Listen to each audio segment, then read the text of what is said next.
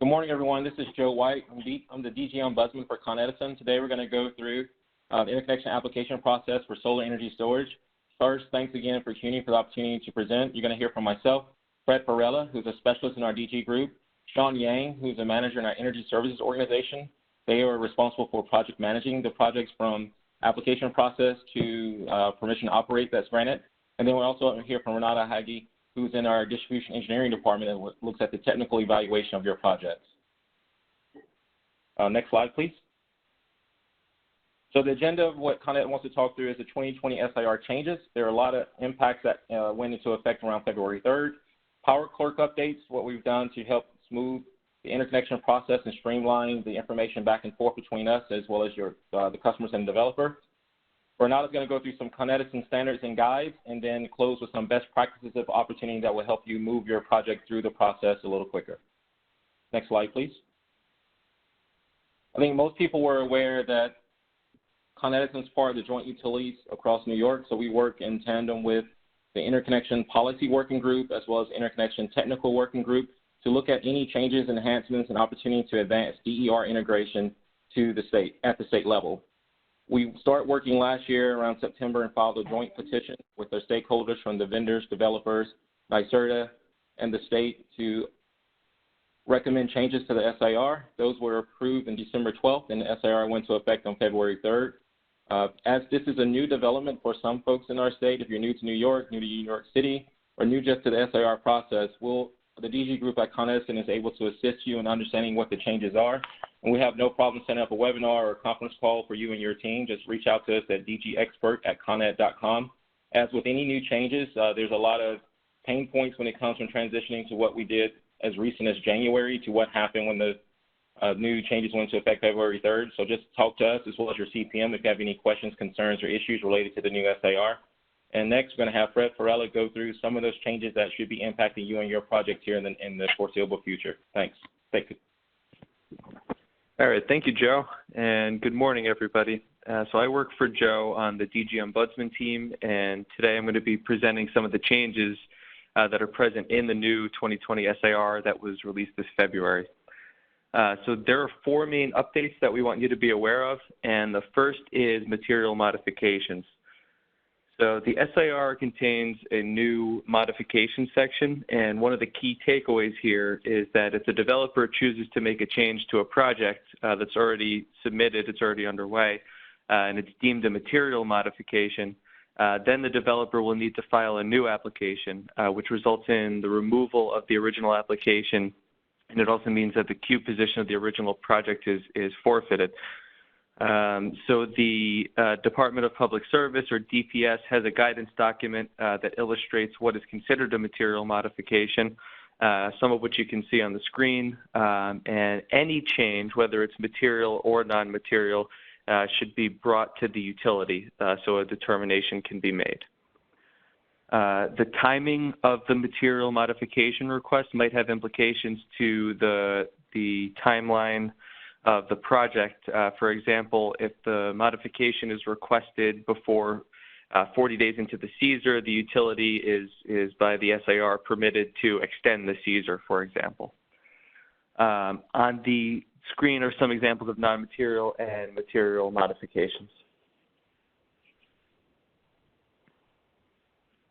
Next slide, please. All right, so per the SIR, the utility reserves the right to make the final determination whether the requested modification is material. So on the screen is the process that is followed. If the developer chooses to make a change to the details of their project, whether material or not, they must hit the material modification button in PowerClerk. And this sends an email to key Con Edison departments, distribution engineering, energy services, and the DG group, who together review the request and determine whether or not it's material.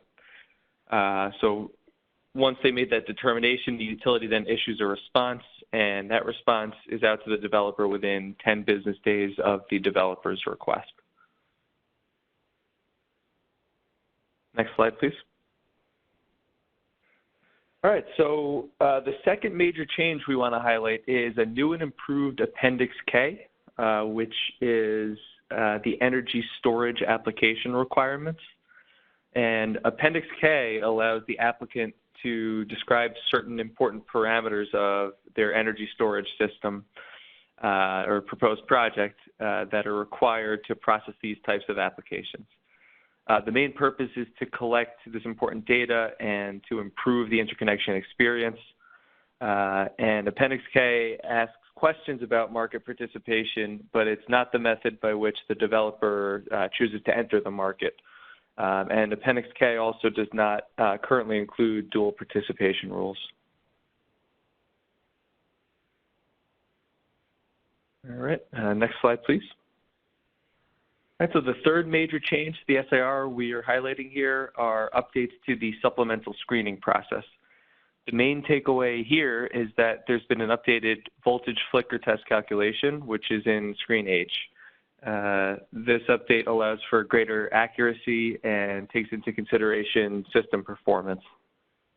In general, supplemental screens eliminate unnecessary additional study time and efforts by the utility. So there's always this option for developers who don't pass the preliminary screen. And the equations that appear in the SIR and that utilities use to study for the voltage flicker is shown on the screen as well. Okay, next slide, please. All right, and so last but not least, the fourth change we'd like to highlight, we're proud to say has been led by Con Edison. It's the secondary network screens. This effort started in January 2019 and included extensive reviews with the policy and technical working groups, some of which Joe had mentioned, the joint utilities, and it also incorporated important stakeholder feedback. It was approved by the PSC on December 12th with a February 3rd start date. And we're happy to say that since launching the screens, Con Edison has over 27 projects that passed that wouldn't have otherwise, and that those projects represent almost 3 megawatts. And again, that's up from 0 previously for all times. So these have been quite successful so far. Next slide, please. All right, so now I'll start to, and Sean's going to do a lot of this, but I'll start to walk you through some of the PowerClerk updates that were also released in February. So one of my favorites is viewable milestones. Both developers and the utilities can now easily see which part of the SIR process their project is. And again, it makes it easy to see exactly which step there is, which documents are required, things of that nature, and it puts it in a very nice chevron-style graphic with the current status highlighted in blue. It also shows information down below about the current status in a nice format. Next slide, please. There's also, so my second favorite is the Communications tab. So this shows easily what communications have gone back and forth between Con Edison or other utilities using PowerClerk and the developers, including any documentation as well as deadlines. All right, and with that, I'd like to hand this over to Sean Yang to continue. Thanks, Fred. Good morning. My name is Sean Yang from Con Ed Energy Service. In Con Ed, every single case is assigned to one of our customer project manager, we call it CPM. This CPM will be the point of contact, the Con Ed side. So they will be in charge of project communications. So one of those communication methods is now using customer inquiry and response system. This inquiry system will help us to communicate better with our customer. You can ask specific project-related questions directly to Con Ed. In PowerClerk, after logging into PowerClerk, locate and click on the Ask a Question button located on the upper right-hand side, as shown in the slide. Next slide, please. Then a new screen will prompt you to fill out the questions. The first question will be, is your question related to a specific project? If you select yes, a small window will be popped up as shown in the slide. You can fill the blanks with the questions, and at last, please don't forget to click the submit button so we can get it. If you click say no, then the system will ask to send email to dgexpert@coned.com for non-project specific questions. Next slide, please. Also, now you can see all of your inquiries on your case. So under Setting, drop-down menu, click Inquiry Summaries, then you will see all the inquiries that you submitted. So that is shown in the slide. Next slide, please. Also, we made another enhancement in our payment and invoice system. We changed from the paper invoice payment system to electronics in September in 2019. Electronic system would help protect customers' privacy and give more transparency in our payment system. Also, it will help to avoid any delays, such as the virus pandemic right now, inconsistencies, and human errors. Standard invoice sent electronically and e-payment options such as wire transfer or ACH options are available now. Next, I will hand over to Renata, the ConEd distribution engineer. Next, please.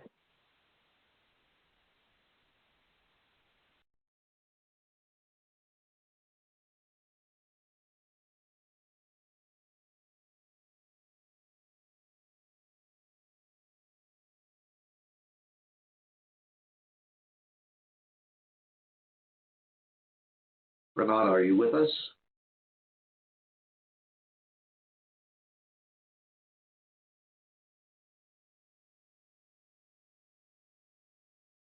Just, hello? There you are. Okay, go right ahead. This is the slide you want to start on? Yeah, hello, can everyone hear me? Yes.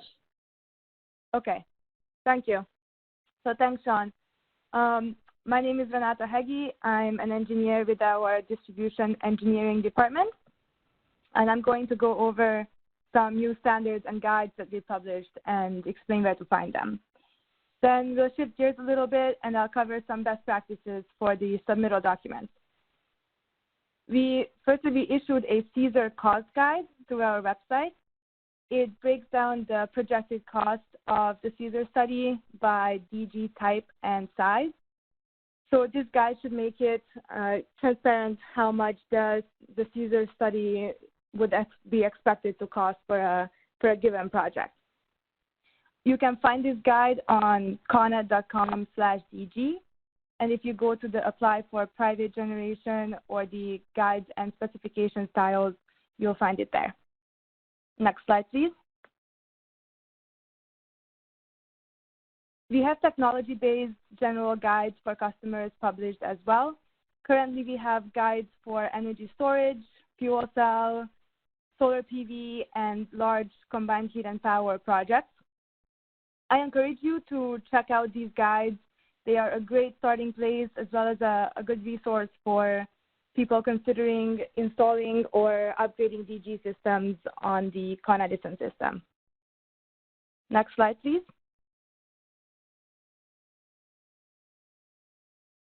We have issued a new specification for overhead DG interconnections, EO 10215. This is for import-export DG projects only that do not have a minimum contingency requirement and are looking to interconnect on radial high-tension feeders.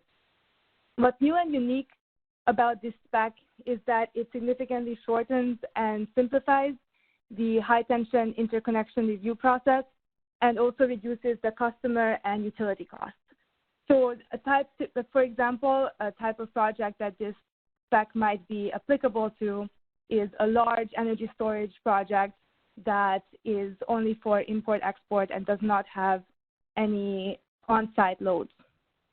For other DG projects that are looking for a high-tension interconnection, the traditional EO 2022 specification would still apply.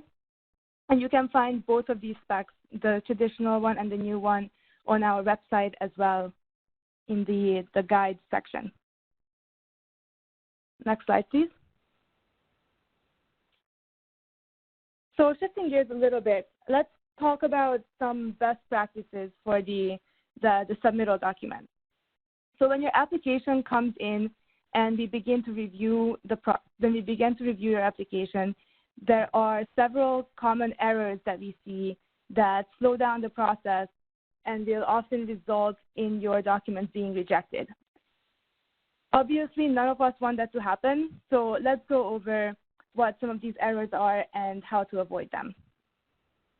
One of the first things we look at is your 3-line diagram.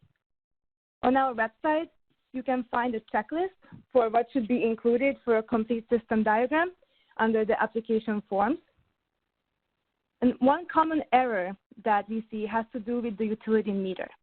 We often see drawings where the meter is missing, its location is not indicated clearly, or if it's an existing service, the meter number is missing or is incorrect. Same goes for the utility account number and the service address. So with service address specifically, be mindful that sometimes the customer mailing address is different from where the DG is being installed. So we really need the system diagram to have the correct address where the project is going to be located. As far as the kW size of the project, we often see that the 3-line only has DC system size, but we really need to see the AC size because that's the size that we are going to study the impact for on our AC distribution system. All right, so please make sure that the AC kW size is on those drawings. Next slide, please. Another sticking point tends to be the labeling of the AC disconnect switch. The 89L disconnect switch is required by the SIR. It's a gang-operated, fused, visible break switch that has to be lockable in the open position. We need to see that the 89L is clearly labeled on the system drawings. And we also need to see where the switch physically is. So if it's on the side of a building, in the electrical room, or wherever, we need to see the proper labeling of the location. This applies to other equipment as well. So in general, some of your equipment might be on the roof, some in the basement, some outside. So please clearly label the drawings so we can see where everything is. Another labeling issue we've seen is with the service voltage. As most of you know, our service territory has multiple distribution voltages.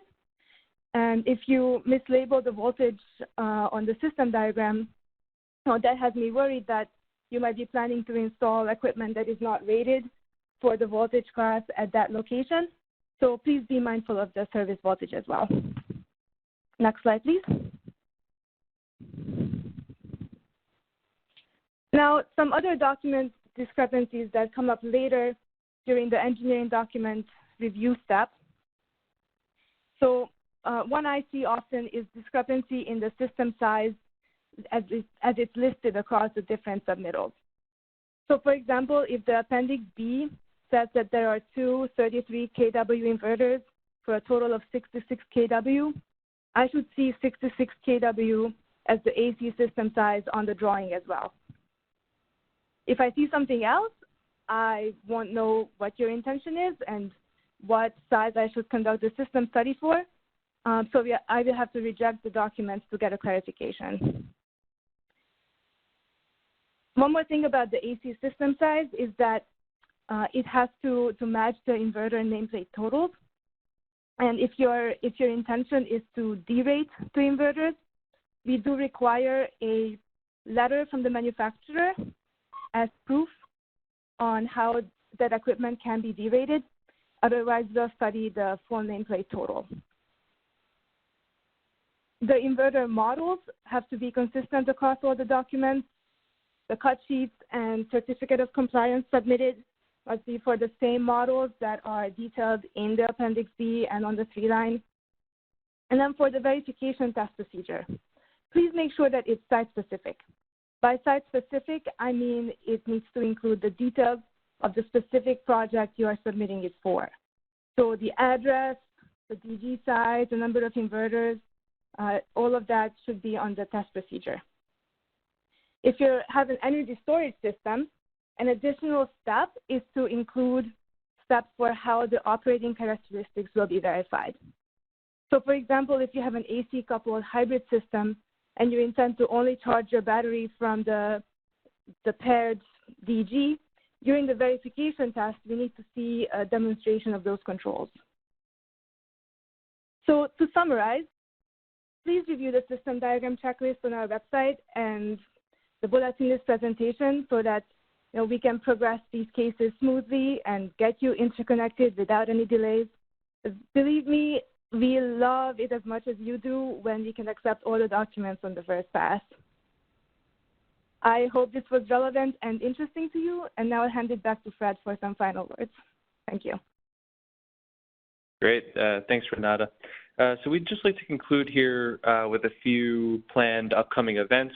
So we have some more developer workshops in 2020, including the second annual Energy Storage Day planned for July, the Developer Forum, Q3 2020, and the Fall-Winter Developer Workshop in either Q3 or Q4 2020. As always, you can email dgexpert@coned.com for more information or any follow-up from today's presentation. And again, if you're a developer, a customer, or someone interested in the Con Ed side of DG, you can always have that email address to send an inquiry to us. So we'd like to thank you once again for participating in the webinar, and that's all we had. Thank you, Fred, and thank you, rest of the Con Ed team. And in addition to the people who are speaking today, we also want to give our thanks to all the Con Ed employees who are out there right now, making sure that our lights stay on, our computers stay on, our televisions stay on. It's a difficult time out there, and we really appreciate the support that all of those Con Ed employees are providing right now. We finished a bit earlier than I expected by a factor of almost half an hour. So that could be a good thing or a bad thing, depending on the number of questions that we have had come in. So, Emily, do we have some questions for our panelists? We do not at this time. Aha. So you and I might have to entertain everyone for the next 40 minutes, little song and dance perhaps. If you do have questions, this would be a great time to send them into our chat box. Make sure you direct them to questions-sustainable CUNY so that they go directly to Emily and not to the entire group. As we're waiting for questions to come in, let me just take an opportunity to preview the session that we're going to have on Monday. Again, we're going to be starting at 9:30, and after a few welcoming remarks, we're going to have a little talk by Daniela Leifer regarding next steps in permitting and zoning for New York City solar and storage. Daniela is with our Smart DG Hub, and she'll be giving a very interesting talk on where things stand with permitting and zoning. That's going to be followed by a session on participating in the community shared solar market.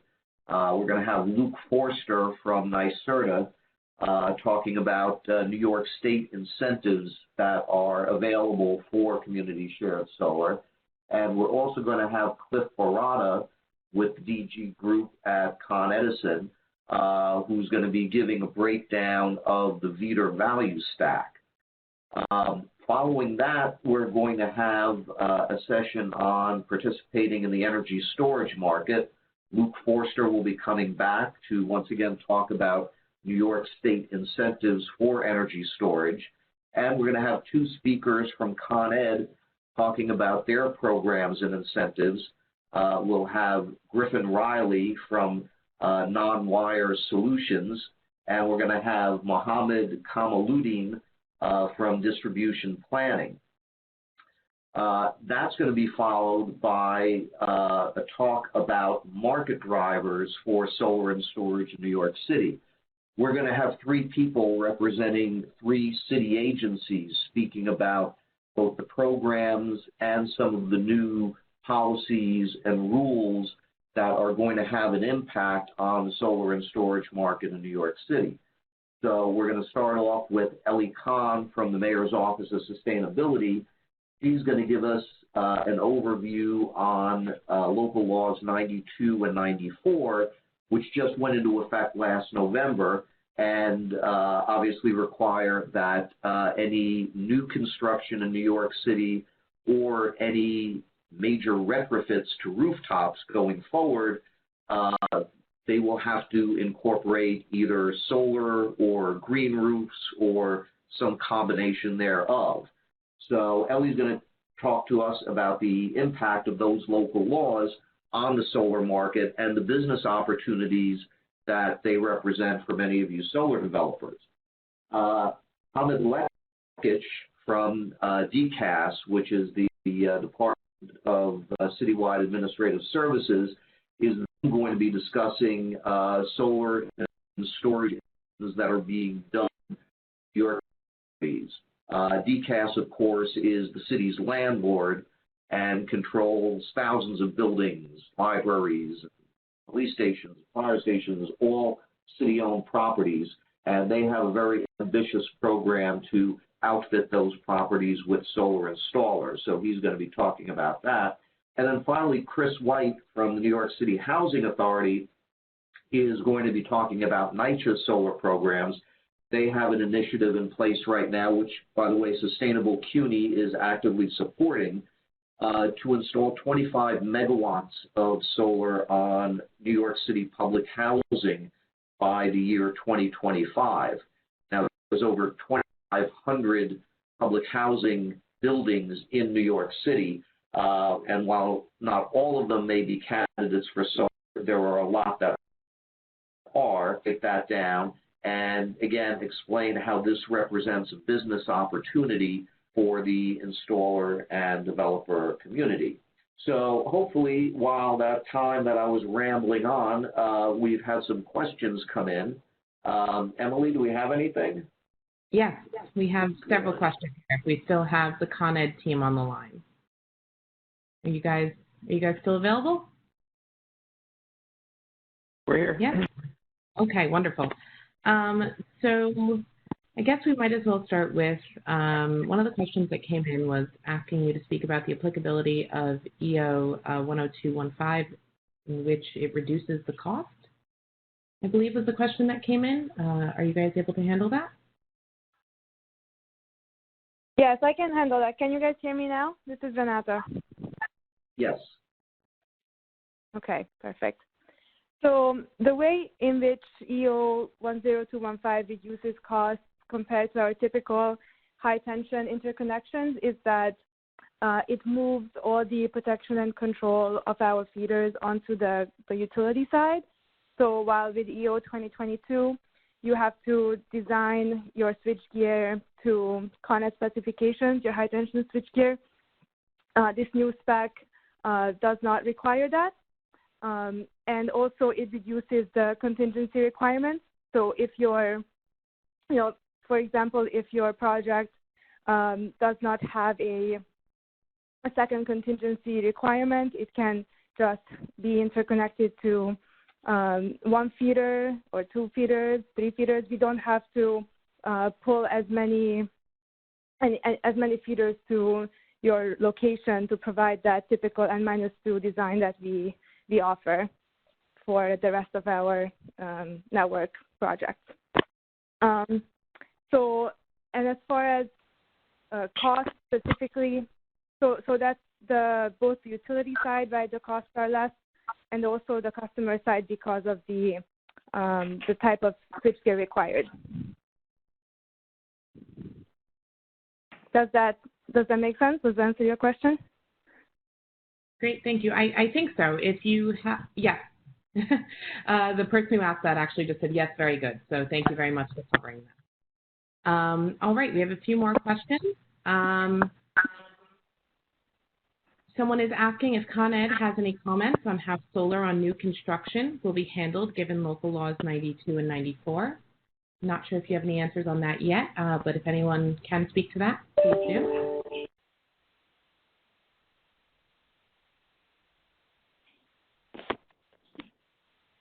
Hi, this is Joe with Con Edison. So we're still working through the policy and working with all the constituents at New York City to look through local law and understand the impacts. So developers are still submitting their applications. What's occurring depending on when the building is coming online and how much solar or DER is interconnected at that site. We may be able to allow the interconnection once the building's occupied, or there may be some coordination to make sure that the load that's there in that area and the load for the new building is coincidental with the DER being given permission to operate. So overall, we're accepting the applications. We're working with the developers, working with our CPMs to make sure that as the building's being constructed and we're looking at the impacts of the DER, we're taking the load in consideration, and there may be a timing issue, again, depending on the building and amount of DER that goes in, to make sure that we're counting some of the building loads to offset some of the DER, and that's how we're provisioning it. If there are any other follow-up questions, though, we can put you in touch with our CPMs and our energy services, as well as our DE group, as if you have any specific questions on the project. Great, thank you very much. A couple more questions here. Says the the cancellation of the application with material modification request is quite strict. Why not allow a pause in the queue instead of a cancellation? Can you repeat that last part of the question again? I don't know what there is to burn. Sure, no problem. So it says the possible cancellation of the application with material modification request is quite strict. Why not allow a pause in the queue instead of a cancellation? Not sure if the pause in the queue question. They can send that to dgexpert@coned.com if they have any follow-up, but this is a statewide policy. It's not a Con Ed only policy. There were a lot of stakeholders that work for the entire last of 2019 and part of 2018. We had material modifications as a guidance and a guideline document before it was included to the SIR. So there's a statewide impact to make sure that as we have projects that flow through the queue, that we don't have review and re-review of the same application over and over for the different modifications that are in there. And again, the way the material modifications work, you have an option. You can move forward with the modification by canceling the project if it's deemed material, losing your queue position and putting in a new application, or you can keep the original application going through the process and just submit a totally separate application and get the information that you're seeking in that subsequent application, which there will be two parallel projects and two different applications that are moving through the queue to get two different responses. So there are options for the developer, but again, this was discussed several times, several meetings with the policy working group to make sure everyone was understanding and what feedback needs to go into the new policy. So if it seems strict, that's the way it was designed based upon the feedback that we got from the industry, as well as working with the JU and the state and NYSERDA. So it's a statewide policy, not Con Ed specific. Great, thank you. Another question here is, do we always have to do a CESIR study on smaller systems? It's not anything more specific there, so maybe if you guys could just spend a moment reviewing when a CESIR study is required.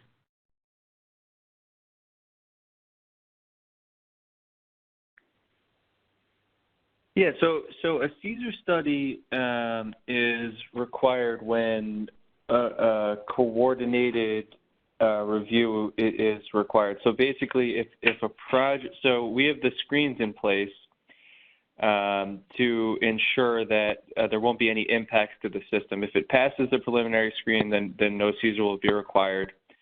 I mean, it's possible that for a small project, a CESIR may or may not be required. But again, it depends on the parameters of both the proposed project, including the size and technology type.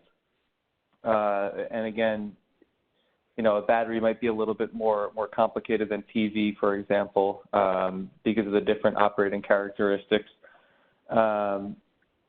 So it depends on the parameters of the project, as well as the system parameters and the ability of the system to accommodate this with ease.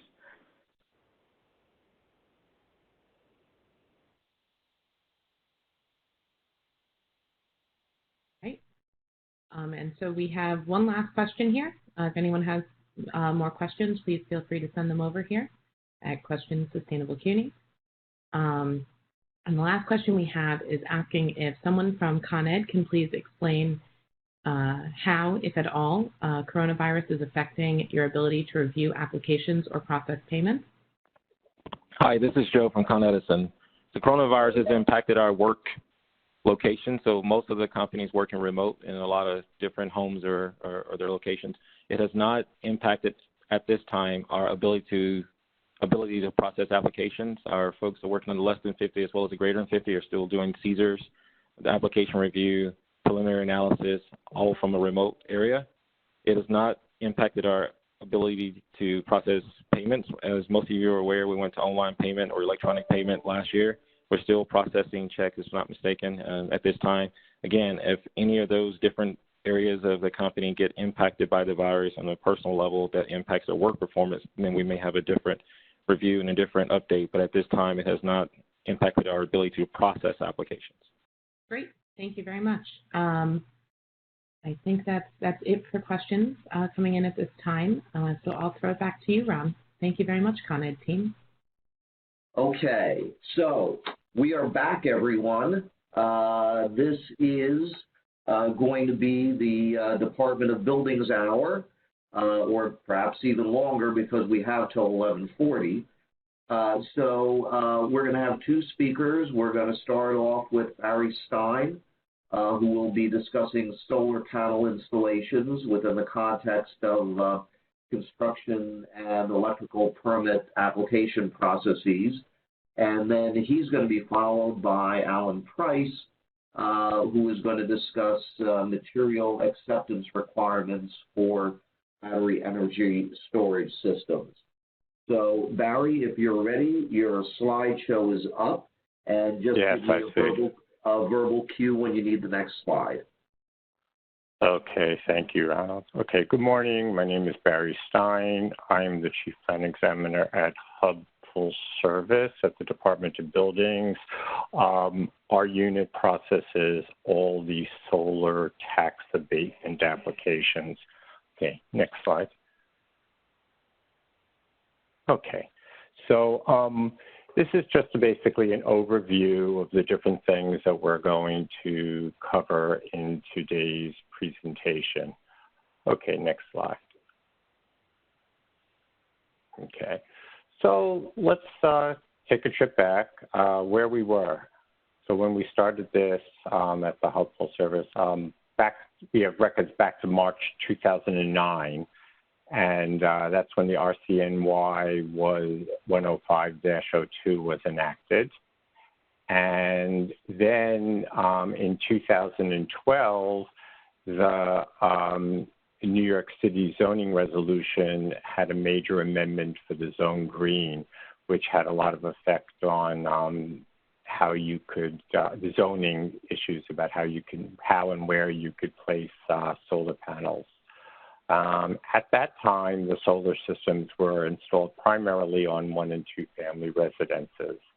And the filing was at the Hub Full Service as a D14 self-certification of objections, and you also had the option of filing a non-tax abatement job, and you could either file that at the Hub or at the boroughs. Just again, to emphasize, anything that's a tax abatement goes through the Hub Full Service. Okay, next slide, please.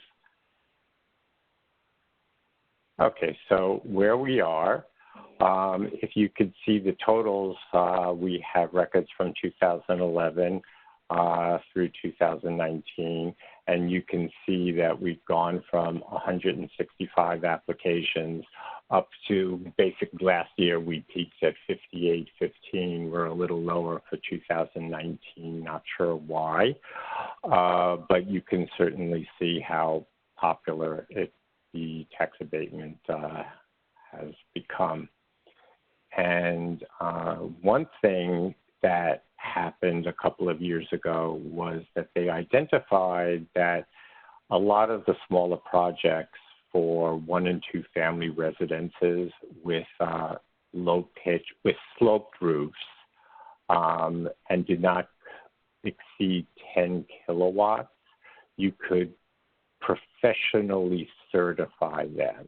That means you didn't have to actually go through a plan review. Then we started to see cluster projects and larger systems being proposed. And we started to work with Alan Price's unit, and we had battery backup system filing protocols. They were being established.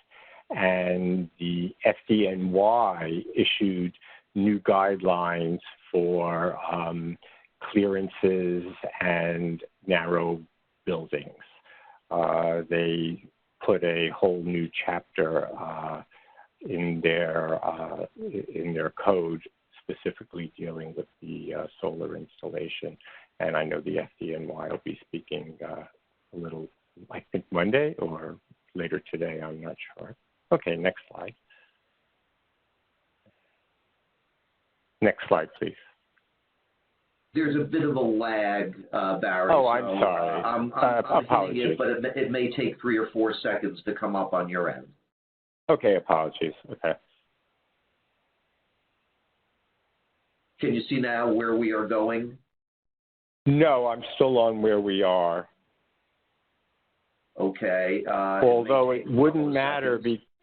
Okay. If not, I have a printout here, and I can always. Oh, okay. Where we are going. Yes.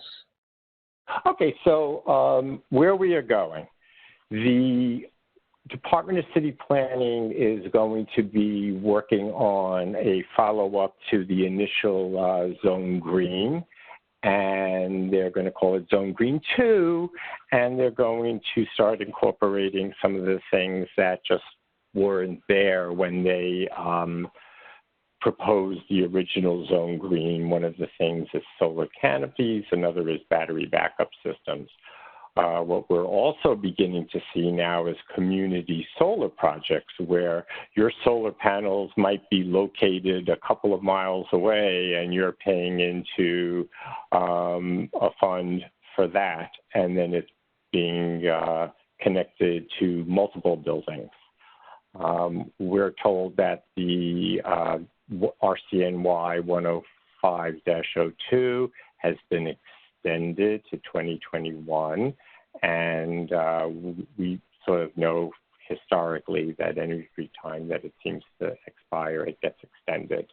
But one of the huge things that came about just in November was the local law 92 and 94, which I also know you'll be talking about on Monday more in depth. I just want to sort of alert you to it.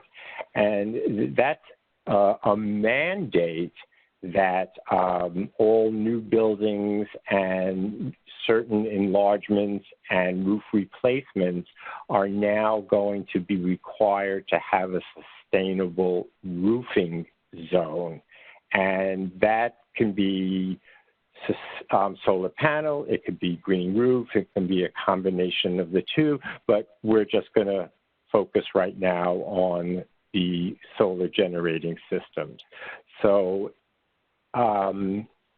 everything that, and that came into effect on November 15th, 2019.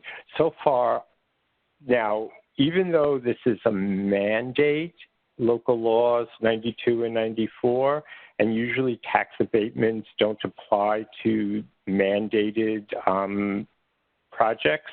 But yes, you can also file a tax abatement job, which is great. It just has to be filed separately, but we'll get into that a little bit later. Okay, next slide, please. Okay. What are the requirements that you need for a permit? So you're going to need a construction permit, which is your construction documents that are our unit reviews. You're going to go and need an electrical permit, and that's completely separate. We don't get involved in the electrical permit. We're just involved in the construction permit end in our unit. Then afterwards, you're going to get for the solar tax abatement jobs, you need to get a construction sign-off and an electrical sign-off and a Con Ed sign-off. Okay, next.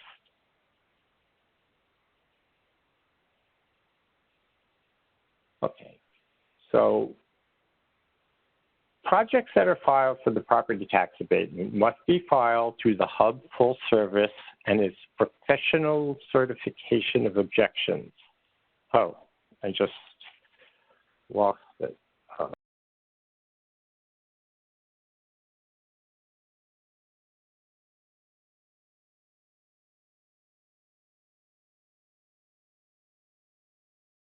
All right, Barry, we're on the slide that's titled Filing Requirements at the NYC Department of Buildings.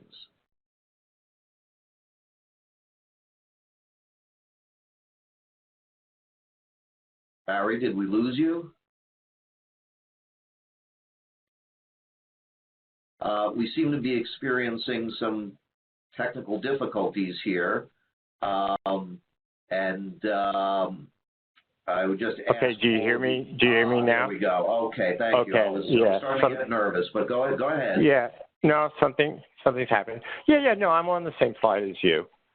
And so, again, the PTAs have to be filed through the Hub Full Service as professional certification of objections, and then you do have the option of filing professionally certified at the Hub self-service for 1- and 2-family homes with pitched roofs, maximum 10 kilowatts.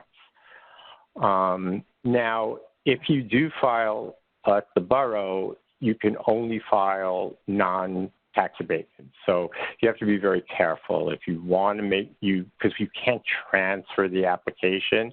So if it's going to be a tax abatement application, please make sure that you file it at the Hub Full Service. Every year we get a whole bunch of people who, erroneously go to the borough and file, and then unfortunately we don't have the mechanism to just transfer the job. You file it as a specific work type, OT solar tax, and then again, that's very important. If it's not filed as hello? Hello? You're on, Barry. Keep going. Okay. Yeah, because it's very important, because if it's not specifically OT solar tax, we might not be able to process it, and then you will have to refile. So these are certain things that I try to emphasize, so it helps you a little bit in the front so you don't avoid problems later on. Because you can't modify that work type once it's filed. So then again, the projects that are not filed for tax abatement can be Hub Full Service, Hub Self-Service, or it can be at the borough. And recently we came out with a Buildings Bulletin 2018-08, and that requires that a final inspection must be done by the design professional. So you're actually going to end up with 2 inspections. One is going to be the applicant of record's final inspection, and because of the requirements of the local law, you have to have a buildings department inspection as well. Okay, next slide, please. Okay, so licensing requirements. So of course, you're going to need a registered RA or professional engineer.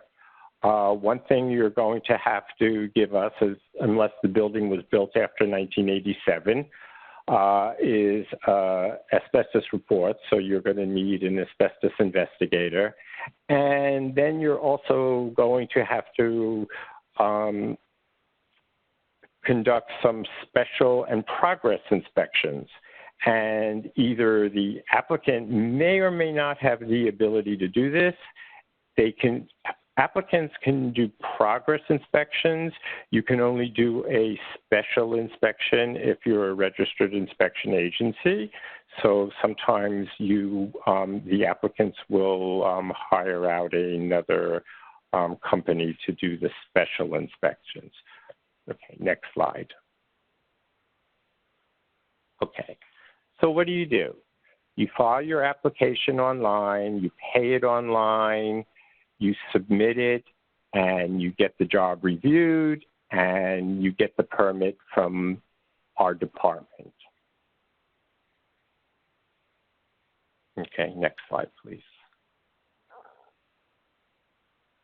Okay, things that you're going to need.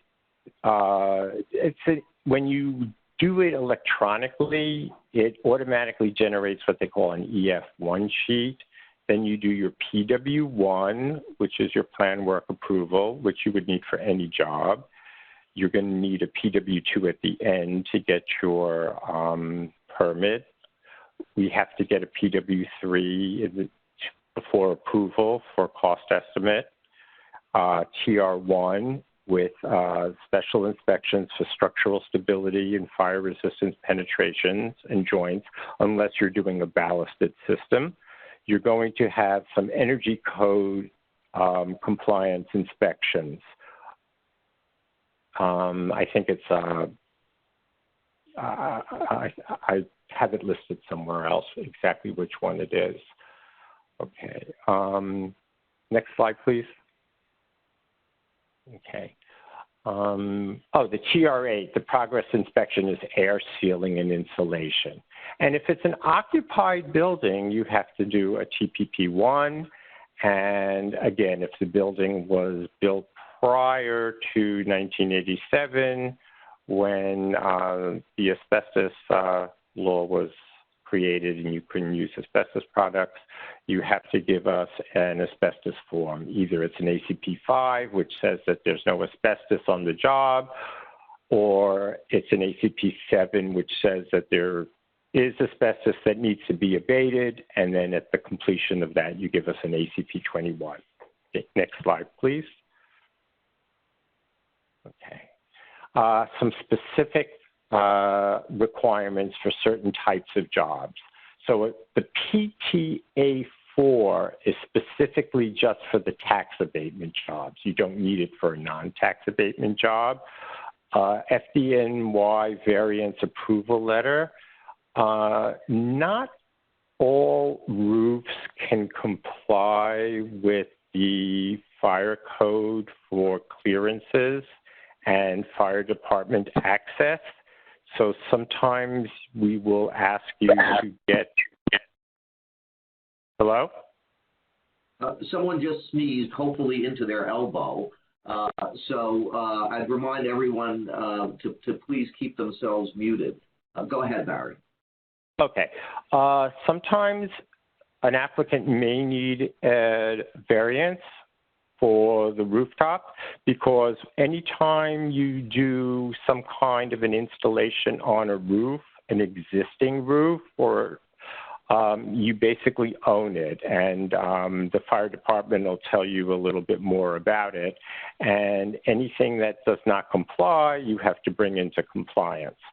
So you may need a variance. There's something called a POC1, and that would be if you professionally certify. And AOS1 is also a application, a form that we use in our department, so that you just basically sign and seal things once, and certain forms then don't need a seal anymore. So which is really very helpful. If for some reason you're doing a solar thermal application, which I think I've seen only one or two over the last 6 years, you would need a PW1B. Okay, next slide, please. Okay, required signature, building owner, the PE or the RA, the contractor, the asbestos investigator, and a notary for the final PW3. Next slide, please. Okay. So what are the things that you need to put on the drawings?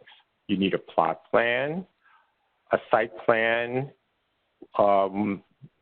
with the roof plan basically, showing all the solar modules and the fire code compliances. We like to see elevations. It's very important that you show us the location of your meters, your AC disconnect switch, your inverter. And I'll tell you a little bit more about that because the location of those things is very important if you're making an installation in a special flood hazard zone. We ask for you to show us zoning compliance and, again, flood hazard compliance if required. Next slide. Okay. You're going to have to give us an energy analysis on the drawings. We have a template for that, which we can give you because it's very simple. We want to see details for the anchorage and racking system, a structural and wind analysis statement, and again, fire department access is very important. Okay. And what I'd like to stress is that at the time of your construction document approval,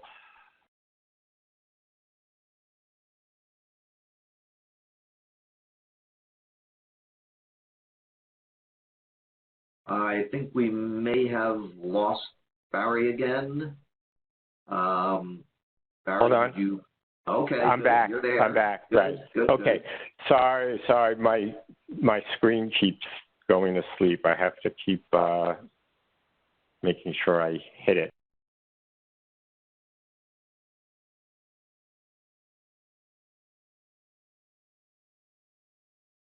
Well, your screen may be asleep, but the rest of us are wide awake, so we're ready to start up again when you are.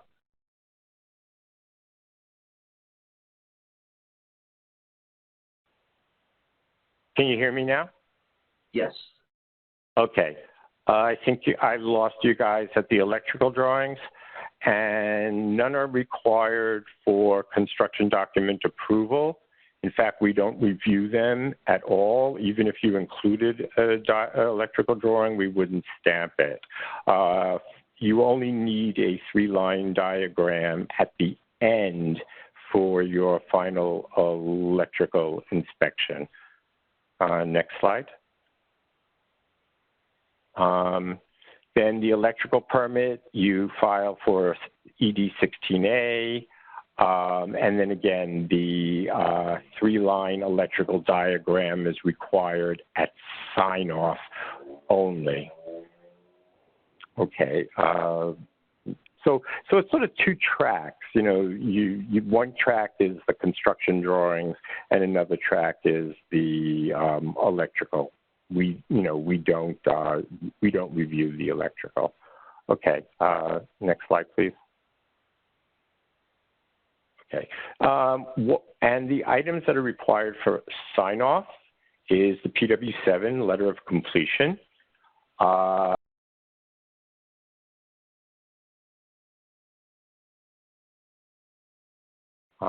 Saying that the inspection was completed. Next slide, please.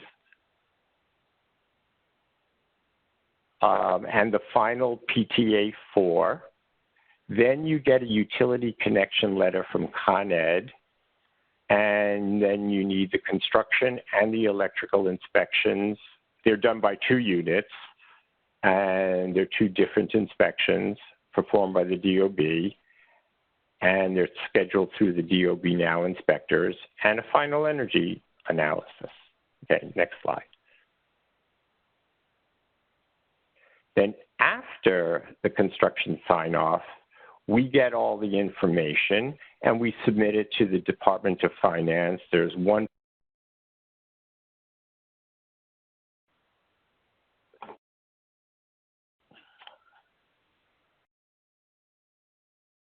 And we may have lost you again, Barry. Okay, I'm back. I don't know. Back. Yeah, I don't know why this just keeps muting on me and I'm not touching anything. And then we send everything in to the Department of Finance and they will issue you a letter. And the property tax abatement is good for 4 years. Okay, next slide, please. Okay. So each year, you have to have everything into us by March 15th. That means final approved drawings. Anything that's changed, we need to have any amendments, PAAs, all of that has to be already approved. And then Linda in our office will schedule the inspections. And if you get everything in by March 15th, you're guaranteed that you can, we will make sure that we get the inspections done and you will be able to get tax abatement starting July of that year. If you submit after March 15th, we will try, but we can't guarantee that we'll be able to accommodate. Let's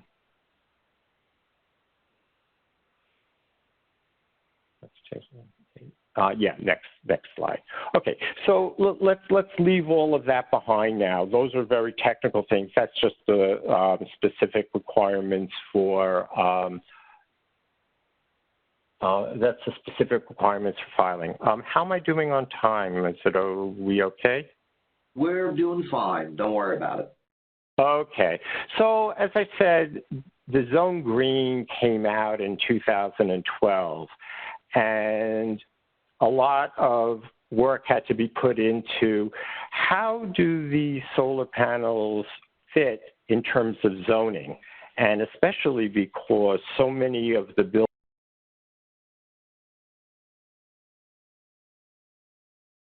compliant is that you wouldn't be able to build them today as per today's zoning.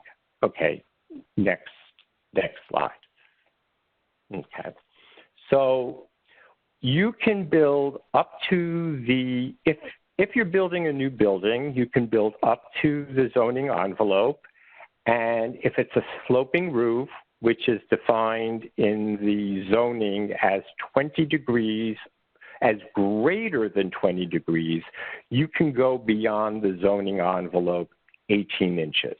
The nice thing about this is that if your building is already existing non-compliant, you go over the zoning envelope from day one, we still give you that 18 inches. Next slide. So to me, this is the best thing in the zoning, is that they recognize the importance of the solar panels, and they're saying, look, even if your building is already overbuilt, we're still going to let you put the solar panels on in compliance with certain zoning regulations. So I think that's fantastic because, as I said again, so many of these buildings that are in New York City are existing non-compliant, like you just couldn't build them today. So solar installations are allowed on flat roofs without square foot limitations up to a height of 4 feet that is measured, again, from the maximum building height or the height of the building, whichever is greater. So when we say maximum building height, we mean maximum building height per today's zoning. However, in the case of flat roofs in districts with envelope determined by a sloping plane, those are the lower R districts, R1 through R5. The allowed envelope for the sloping roof is considered the maximum building height from which the perimeter obstructions are to be measured. The 4-foot height is measured vertically instead of perpendicular to the sloping envelope, and I'll show you a little bit more about that in the next slide.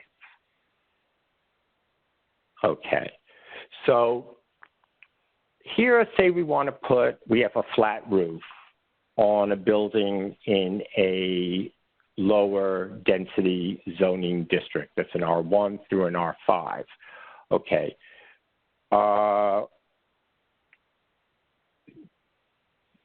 Next. What happens is for these buildings, you have a maximum perimeter wall. It's either 21, next slide. It's either 20 here, so it may take a little while to load. Yeah. Okay. Next. Okay. So the maximum perimeter wall height will either be 21 or 25 feet, depending on which zoning district you're in. And then after you get to that maximum perimeter height, you're allowed to go up to 35 feet with a sloping roof. Okay, next. Okay, so now what the zoning resolution is saying, okay, fine, we're giving you 4 feet. So the way you do the 4 feet is if you see the red triangle on top, you basically just, next, if you just basically lift it up 4 feet, that's your, that's what you're allowed to build. Next. Okay. And a lot of people do canopies at 9 feet so that they can get the fire department clearance, because they can install a lot more if they raise it up than if they put it flat. So you can see here that we're allowing you to go 4 feet above the maximum height limit.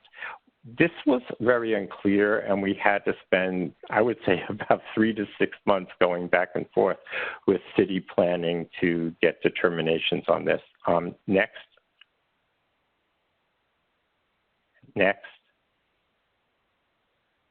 Okay.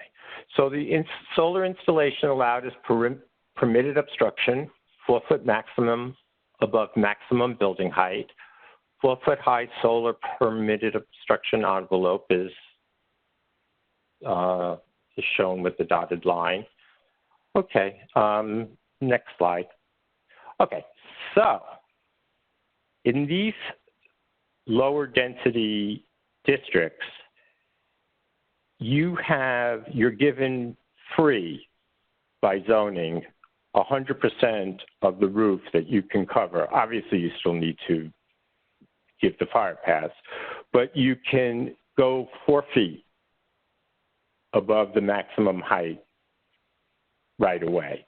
Now, next,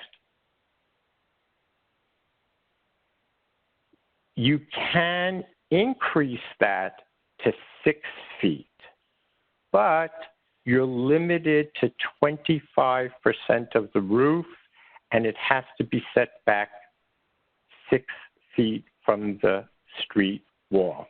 Next. Next. Okay. Next. Next. Yeah. So you can see that that solar canopy, if it goes up to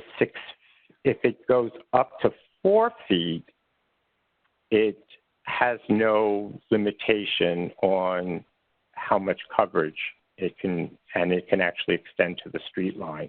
But once you go up to the 6 feet, you're limited to only 25% of the roof. Okay. Next slide. Okay. So that's sloped roofs. Now let's talk a little bit about flat roofs. So there's 3 different basic types. There's residential districts, there's commercial districts, and there's manufacturing districts. And solar panels are allowed to be permitted obstruction above the maximum height of the building in all of these districts. It's just that what that height is varies. So for R1 through R5 districts, you can go, all of them, you can go 4 feet. That's it. You always get the 4 feet. Above that, you can get 6 feet in an R1 to 5 district and 15 feet in an R6 to R10 district. But again, once you go over the 4 feet, you must be set back 6 feet from the street wall, and the coverage limitation is 25% of the roof, and it's calculated based on the roof area on which the solar panels are installed. Next slide. Next, please. Yeah. So the next. Okay. So in this slide, you'll see that there's several different roofs. So what you're allowed is the 25% calculation is based on that particular roof level. Again, we must have gone back and forth with city planning for quite a while trying to get the correct interpretation on how to read this, because for a while we weren't sure if they meant the whole perimeter, the entire roof, all of them added up, or just each segment. And they came back to us and they told us that it's each segment. Okay, next slide, please. Okay. Basically, this is the same thing, but what we're talking about is commercial districts.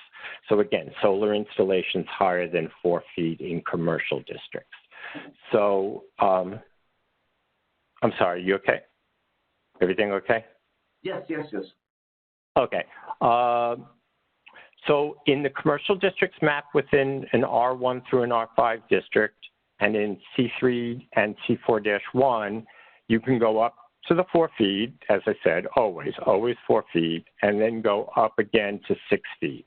In all other commercial districts, you can go up to 15 feet. And when you're located on a bulkhead, it's 6 feet above the height of the bulkhead. And the same provisions apply as we discussed before. You have to set back 6 feet from the street wall, and the roof coverage is limited to 25% if you're exceeding the 4 feet. Next slide.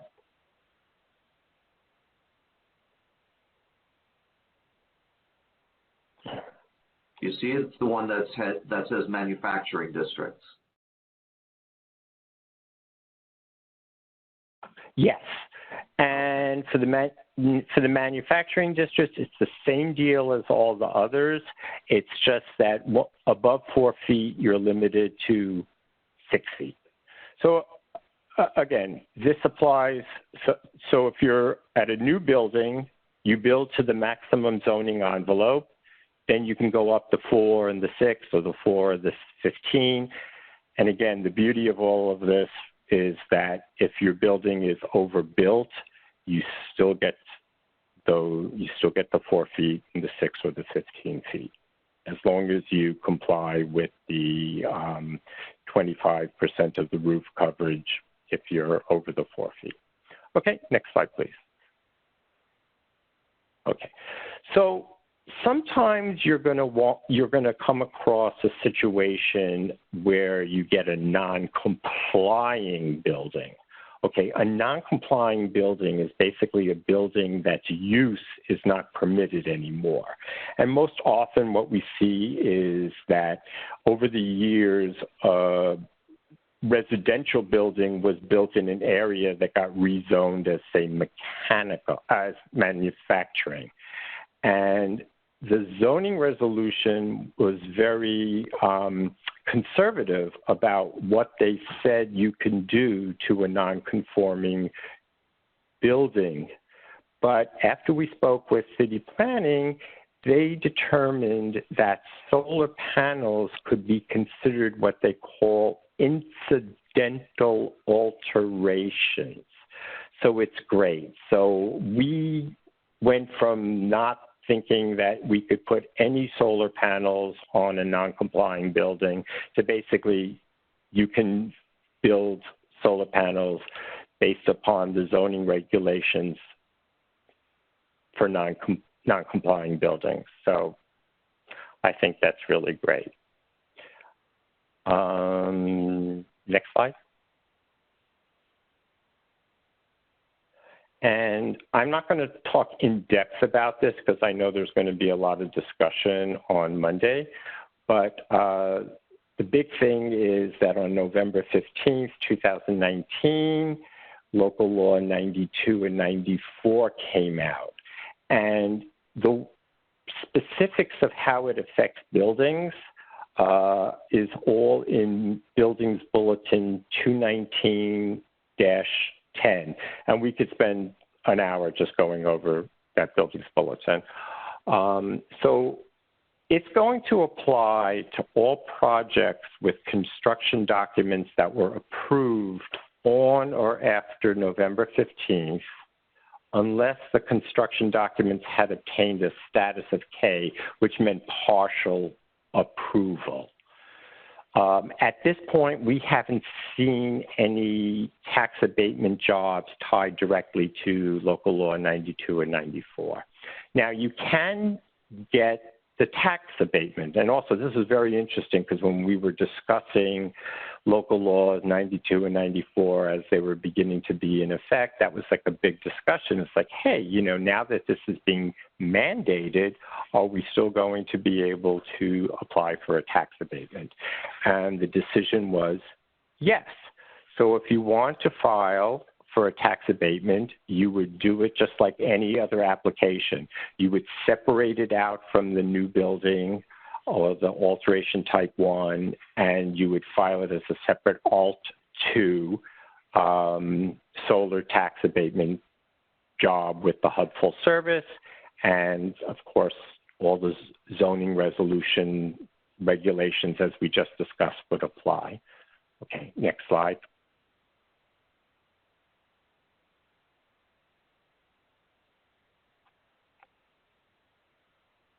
Okay. One of the more interesting things that we came across are what we call these cluster projects. You mostly see it in Queens, and they're called like garden apartments, where you get one very large lot. And on that lot are many buildings. And buildings, so the tax abatement is really one tax abatement per tax lot. So then these clusters could even be further subdivided into little buildings that are basically attached to each other that form blocks. So we were like, how do we even deal with this, you know, in terms of the tax abatement? So what we came up with was that you can file a cluster project. Now, but what you have to do is, if you can go to the next slide.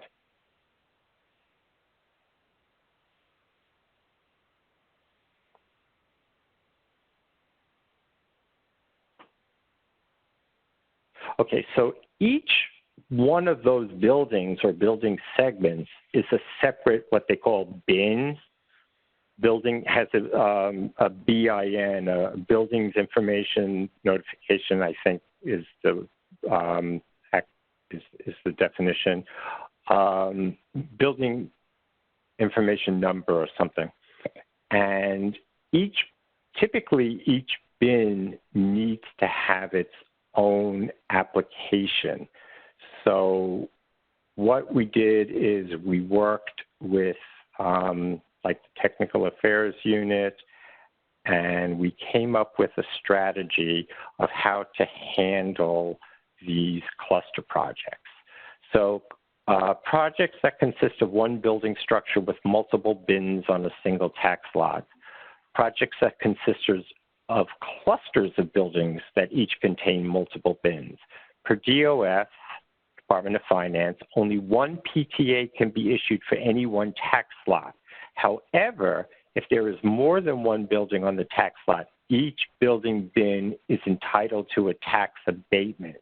The only thing is that the whole total can't exceed the maximum that you're permitted. So you can actually file for tax abatements on all of those all of those buildings, as long as it doesn't exceed the maximum permitted tax abatement. Then what you have to do is you have to coordinate with Con Edison for the location of the main meter. So if you can go to the next slide, please. Okay, so what we determined was, say you have a cluster, and the cluster is made up of, say, 6 to 10 bins, say 6 bins. You identify with Con Edison which building the main meter is in, and you file the application on that building. Then you put additional verbiage in the comments section about you're including other bins, and they all have to be with the same owner. So this way you don't have to file multiple applications. We've worked with the fire department, and the fire department always wants to see fire access for any bin, but they've agreed under the cluster that you can treat the cluster as one building. And also for the DEP, they're allowing us to do one asbestos report, and then you can add some of the additional bins to it. And okay, if you can go to the next slide, please. Barry, if we can maybe just speed it along a little bit, I want to make sure we have enough time left for Alan. Oh, okay. I'll go very fast. Okay. So flood zone. Basically, you know, sometimes you're going to have applications that are in a flood zone. So we can skip this slide.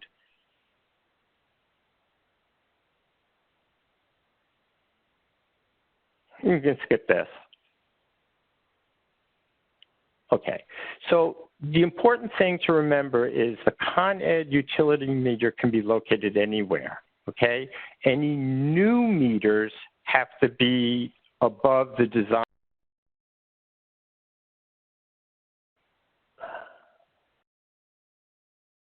Okay, we hear you.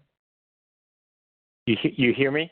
Okay, yes, any new meters have to be and other equipment have to be above the design flood elevation. The only thing that can be below the design flood elevation is the AC disconnect switch. So you're going to have to supply us with the firms and the firmettes to show us what the DFE is and the BFE, and some type of a site plan so that we can identify the grade level. Okay, next slide. And ballast systems, we're seeing a lot of those. And the only thing to remember is you can't install a ballasted system on a roof that's above 100 feet. And the ballasts have to be self-contained, which means they can't be loose gravel. And they have to fit into some kind of a shoe. So they can't be kicked around. Next slide.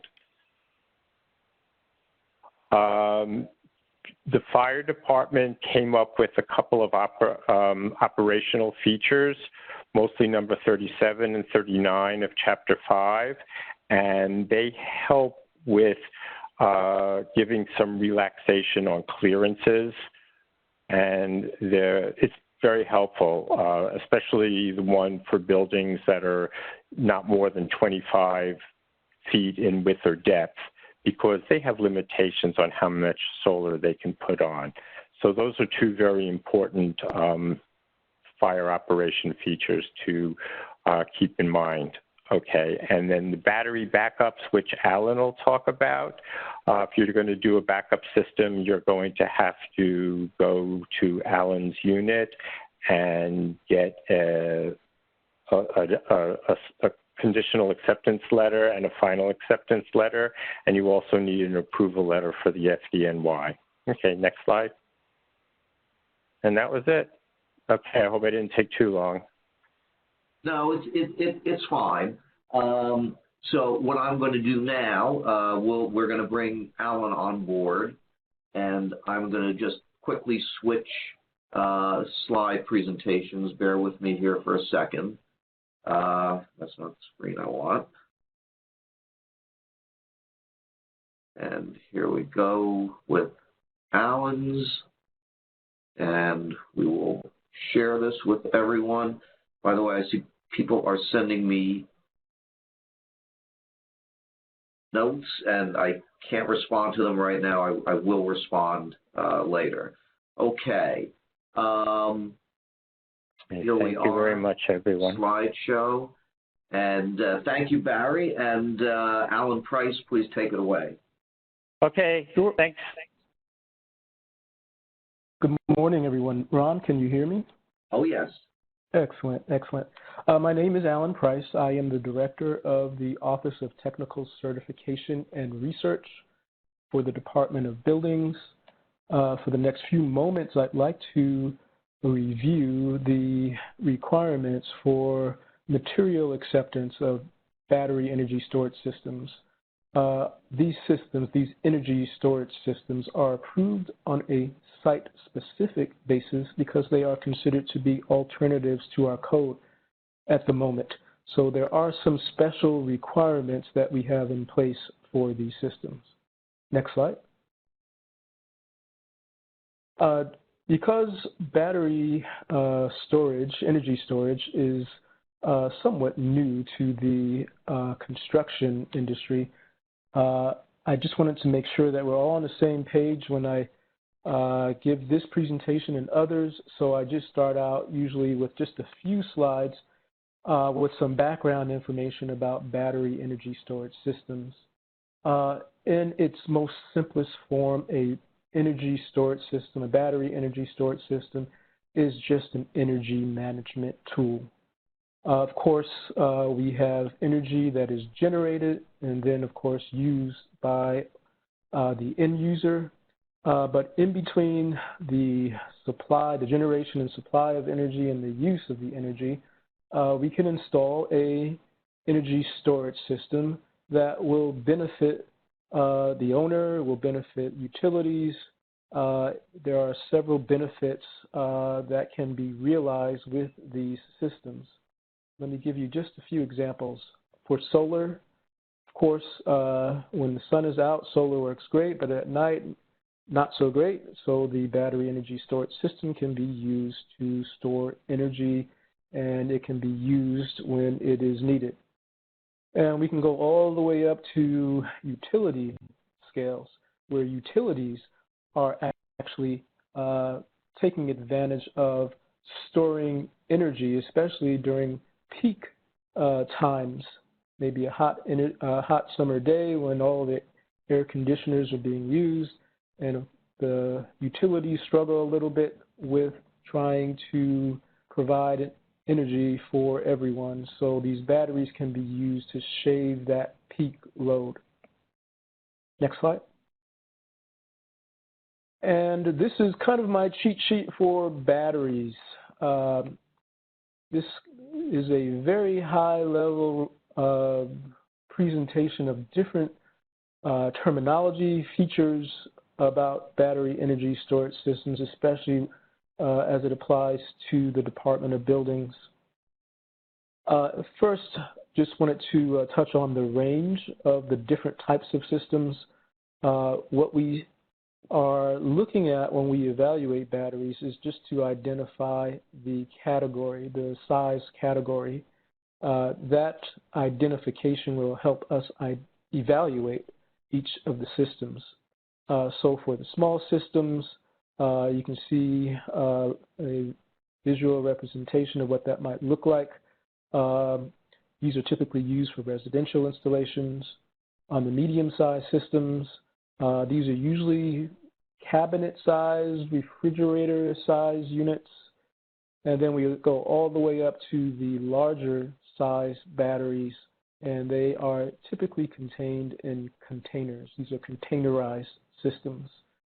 Again, we have different evaluations for each of these different types of systems. So it's important to identify the size category. Then we go down to components. We have several components that, of course, make up the energy storage system. It's just not a battery. It's an entire system. So we start out with the energy storage device, but there are certainly other components that are part of the system. They are listed on the slide there. I won't go over them for time's sake. But if we look at the hazards for batteries, this is something that's very important, of course, to the Department of Buildings, since we are looking at safety and regulating safety. So we know with batteries there are some associated hazards, and of course we want to make sure that we identify them and that proper design is put in place to mitigate these hazards. So some of them are listed here. Some batteries exhaust hydrogen, for instance. That's a hazard. We want to make sure that hydrogen is being exhausted properly. Other hazards include thermal runaway, and this is a characteristic of some battery systems where they generate more heat than they can expel. So the battery will enter into what is called this thermal runaway state. When that happens, a fire can ensue. Also, there may be some off-gassing that can ensue as well, and then you have the potential for an explosion. So these are, again, some of the hazards that we want to identify during our evaluation and make sure that there are proper procedures in place, proper mitigation design in place to make sure we are dealing with these hazards appropriately. Then we also look at chemistries. There are different types of chemistries for energy storage systems. Probably the most widely used type of chemistry right now that we're seeing with the applications that are being submitted is with lithium ion. I've been told it's a little more energy dense than some of the other battery chemistries. But that's certainly not the only one. Valve-regulated lead acid or other lead acid batteries have been used as well and submitted to us for review. We've looked at some flow batteries. And then there are certainly a number of other types of chemistries as well that are probably too numerous to mention at this moment. We see new chemistries all the time. But I just wanted to kind of give you an overview of how we look at energy storage systems at the Department of Buildings. Next slide. Okay, so as far as the energy storage systems, they are all required to be approved on a site-specific basis. We have published a bulletin. It was actually published in 2018 originally, and then it was revised and republished in 2019. But this bulletin establishes requirements in a submittal process for evaluating battery energy storage systems. Next slide. So this bulletin more or less identifies that the battery energy storage system has to be permitted.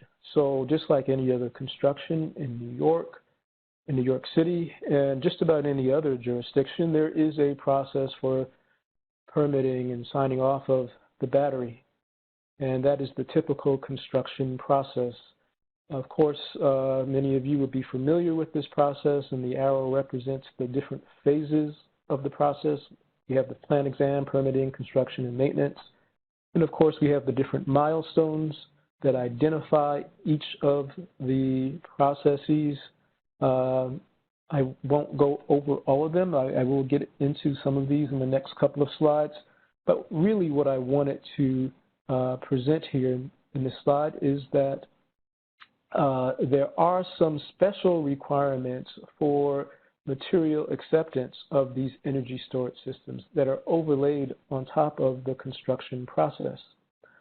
I am just noticing, and I'm not sure why this is, it looks like some of the arrows are missing on my overlay. I will... There was some animation there, so we had to advance to the next slide. I didn't realize I had that snuck in there. Okay, great. Actually, we can go to the next slide because I want to get into some of the details of this procedure. I want to spend most of... can you go back one slide? Yes. Okay. We've got the arrows in the circle. Right. So that like circle popped up. That was the animation I was expecting. Okay. With the process, I really want to spend time on the material acceptance procedures. Of course, that's where most of the details for the evaluation would be located.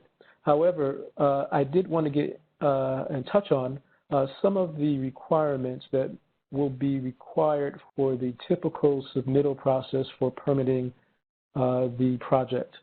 So I'll start with the document submission process. And if you can go to the next slide. So for document submittal, we have requirements for the registered design professional. And one of the first things that they will do is file what's called the PW1 form with us. This would be true for an energy storage project as well. Again, it follows the same process for permitting of work. However, there's one slight change. The registered design professional would need to note that the project they are filing for is a battery energy storage system. So they would do that in section 6D of the PW1 form. Next slide. So certainly there's a couple of other things that we should highlight during the construction document submittal process. For battery systems, for battery projects, we will only accept applications that are submitted under full plan examination. Unfortunately, we will not accept applications that are professionally certified for battery systems. And that is because we are looking at this site-specific process, site-specific approval process that we want to, of course, make sure that we are covering all the different aspects of the installations. And we feel like we have a little more control when it is a full plan exam that is submitted. There's also, of course, a zoning analysis that would be required. Many of these batteries will be installed outdoors, and zoning may be a factor, and so a zoning analysis will be required. And the last item I'm actually going to skip over, it's a required item. It's a discretionary required item that we will put into the system. Next slide. Okay, so now looking at the material acceptance process, it starts with the submittal of an OTCR2 form.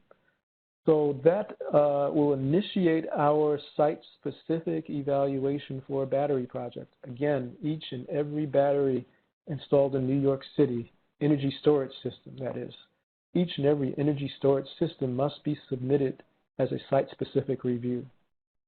The OTCR2 is filed with OTCR.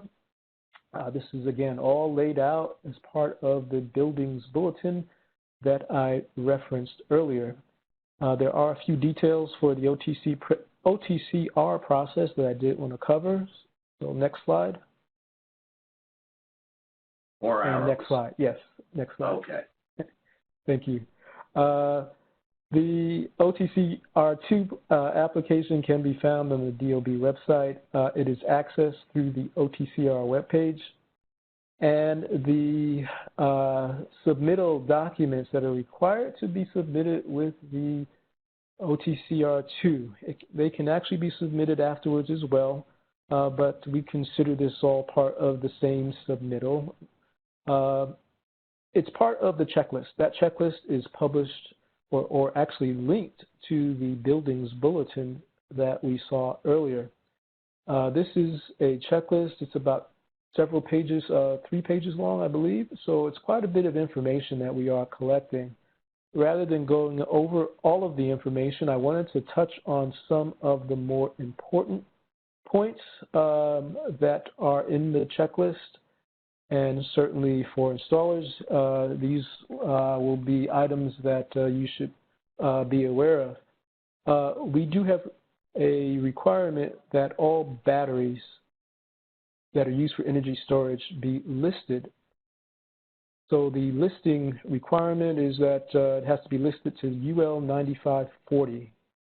If a battery is to be installed, I repeat that, it must be listed. And currently the batteries must be listed to UL 9540. I included there another standard, UL 1973.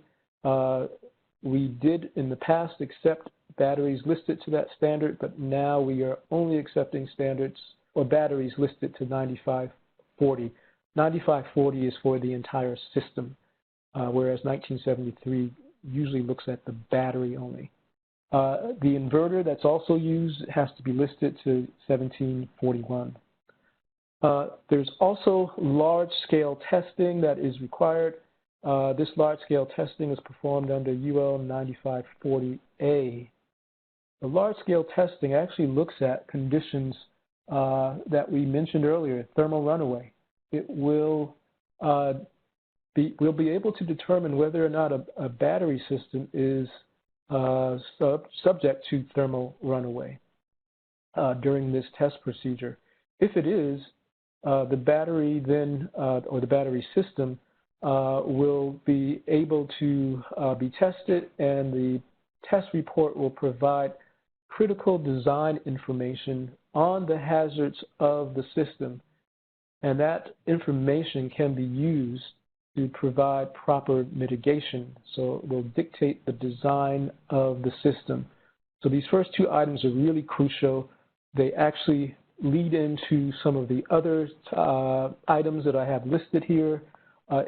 The testing may require certain provisions for fire protection. We always require fire protection no matter what. So there will be a requirement for NFPA 15 deluge fire suppression systems, especially on the medium and large size systems. And of course, the system will help us identify requirements for explosion. And there's just two other things I want to mention really quick, because I know my time is running out. Lithium ion is not permitted indoors, and we do require FDNY approval before we can issue our acceptance letter. Next slide. All of this leads to, hopefully, if we find it to be satisfactory, a conditional acceptance letter. And if you can go to the next slide, maybe a couple of arrows there. Next slide. The conditional acceptance letter grants permission to install, and the conditional acceptance letter also establishes any installation requirements. Usually we will review these requirements with the applicant. The applicant will make sure that the plans include all the requirements, including fire suppression, explosion, and any other issues that would have to be part of the system that was approved by the review. The installation must also be inspected. The inspections are usually associated with there are special inspections, I should say, and those special inspections are associated with other types of work that's not related to the battery. For instance, there may be a concrete pad that may be poured, it may be the fire suppression system, but the special inspection does not cover the battery. However, we do have a requirement in place that the registered design professionals certify that the battery has been installed in accordance with the evaluation and our conditions in the letter, in the acceptance letter. Next slide. And lastly, there is a process. Thank you for the arrows there. That's helpful. There is a process for us to require a final acceptance letter after the engineer has certified the installation, after the inspections have occurred, we do have a requirement in place again for final acceptance. So the applicant will work with us on that final acceptance letter. Next slide.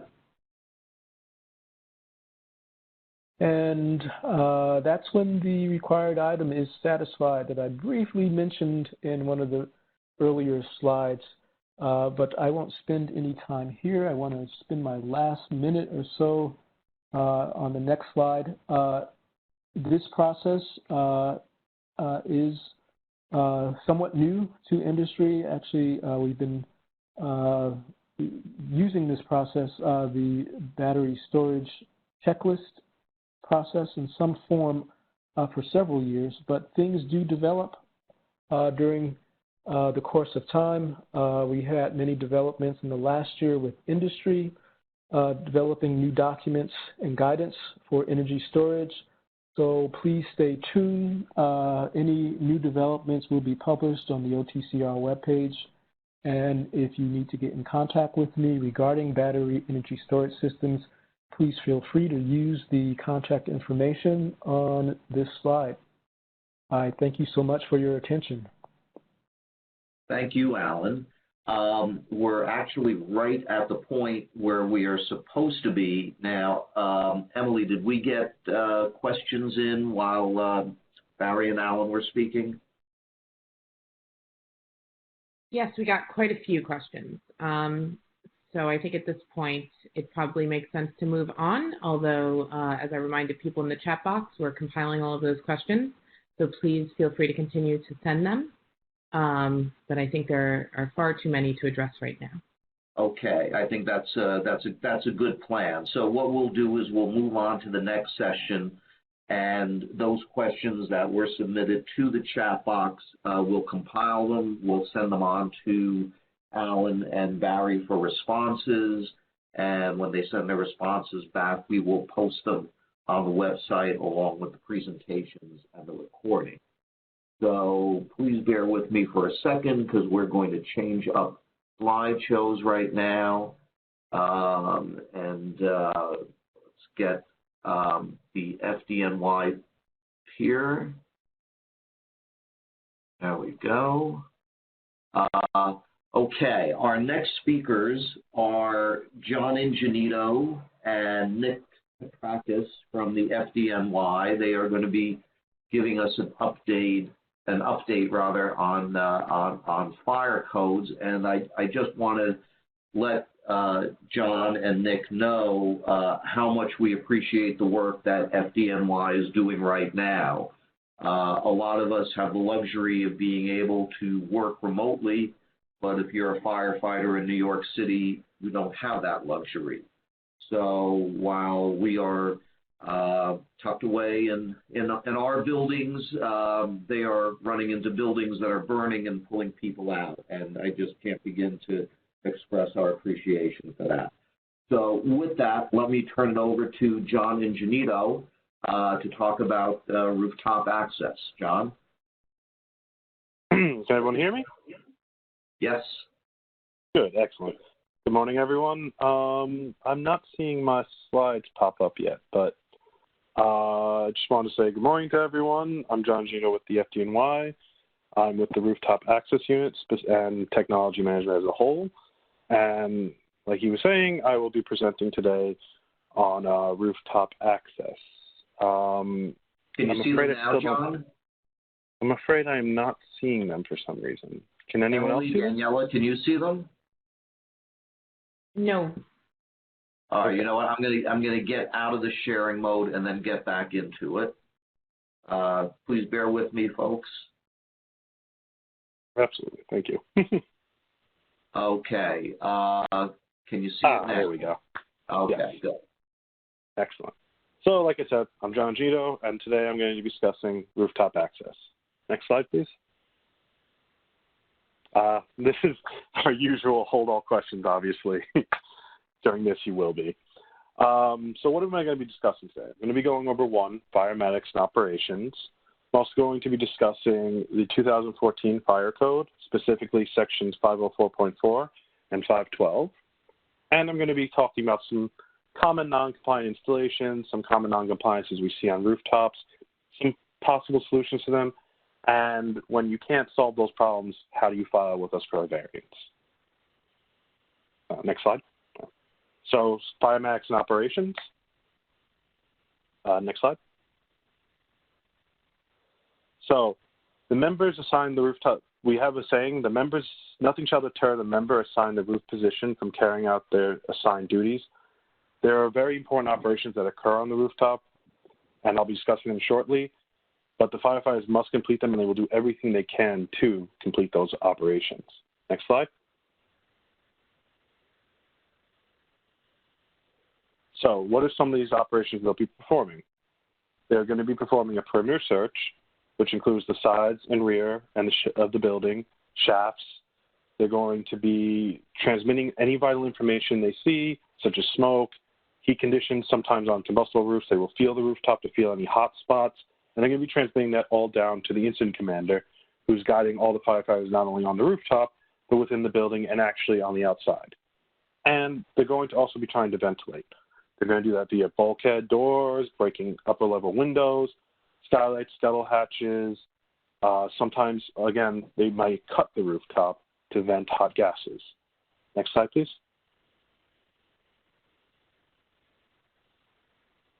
So going into more about venting, venting is very important early on in a fire for many reasons, such as relieving, again, upper portions of the building of hot gases, smoke.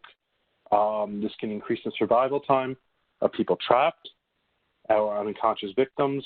It can also increase the efficiency of firefighting operations and can limit the spread of the fire itself. So you can see in our pictures on your right side, you can see a trench cut in the throat.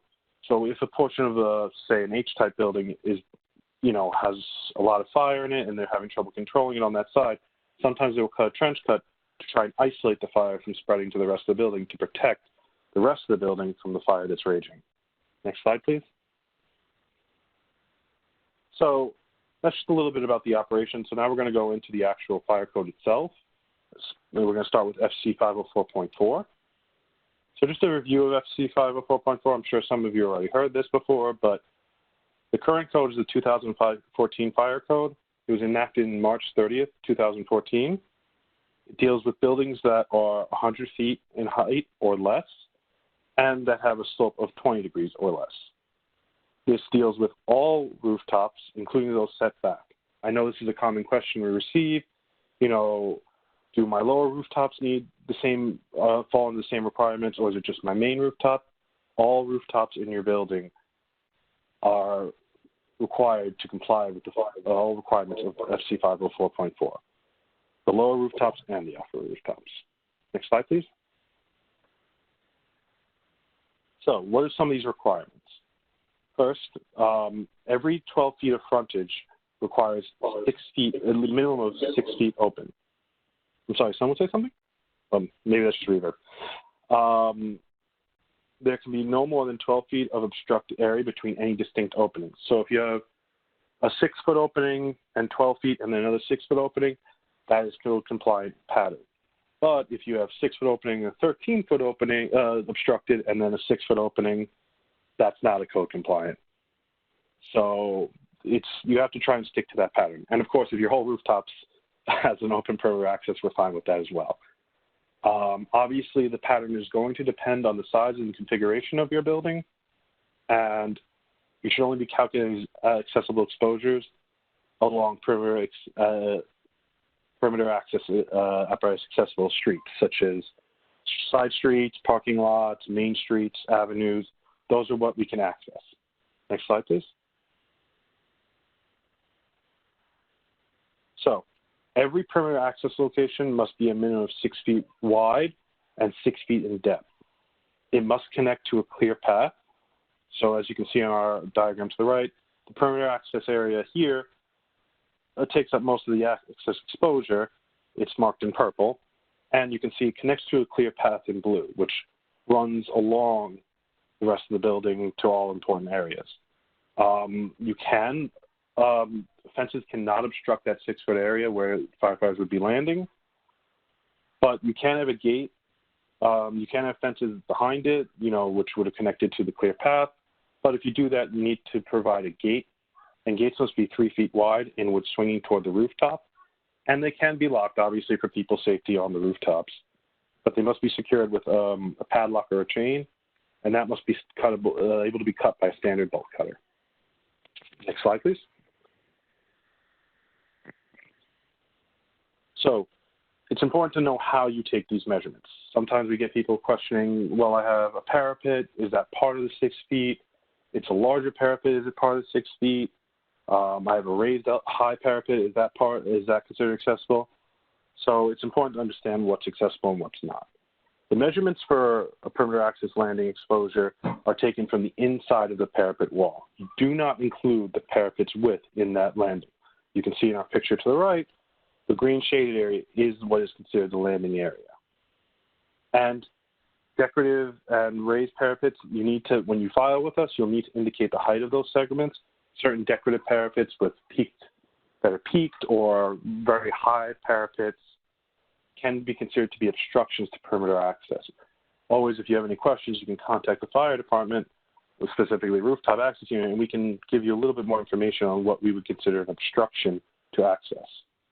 Next slide, please. Another thing people will sometimes ask are, I have a sloped parapet, it takes up a portion of my exposure. Sloped parapets are not considered to be part of your perimeter access calculations.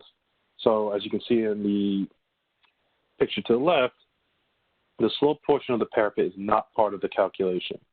Then you see at the termination, the red line, and then back into the green area is where the landing area would be. So you would go back from the red line and calculate 6 feet back, and that would be the landing area. Decorative cornices and are not considered to be, it's okay, are not considered to be part of the landing area, it's fine. Not going to be considered to be part of the landing area. We are unsure if they are properly supported and can handle the weight of a firefighter, so the firefighters will not land directly on these. They will land beyond them. So your calculation, again, would begin behind the termination of that decorative cornice. Next slide. Now, some things that may not be directly on the rooftop itself can still be considered obstructions to perimeter access. These can be structures affixed to the exterior or the facade along the accessible exposures. So as you can see in the picture in the bottom right corner, we have solar panels. While the rooftop itself at roof level seems very clear, these solar panels completely obstruct any ladder from reaching it because the ladder would have to smash into these, and that could potentially electrify the ladder, endangering firefighters, and that's just not a good situation. You can see the picture on the top, you can see fire escapes. Now you would think fire escapes are important to life safety, and they are, but they can also be an obstruction to the ladder being touched to the rooftop.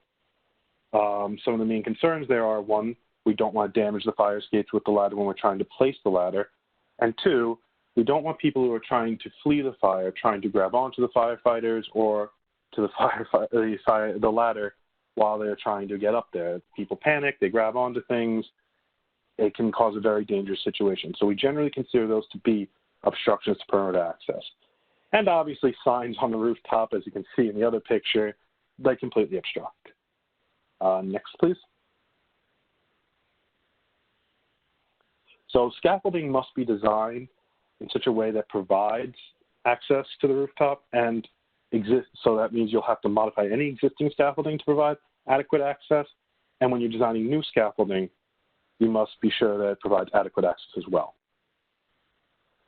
Sometimes during the course of the review, we may request that you provide signage. This is normally when conditions are not ideal or non-compliant, and we want to know where the access areas are, where some of the clear paths are. Maybe fire escapes or doorways or pathways are not obvious upon, accessing the roof, and we want to be sure that any occupants, especially firefighters, know where things are so they can quickly perform their duties.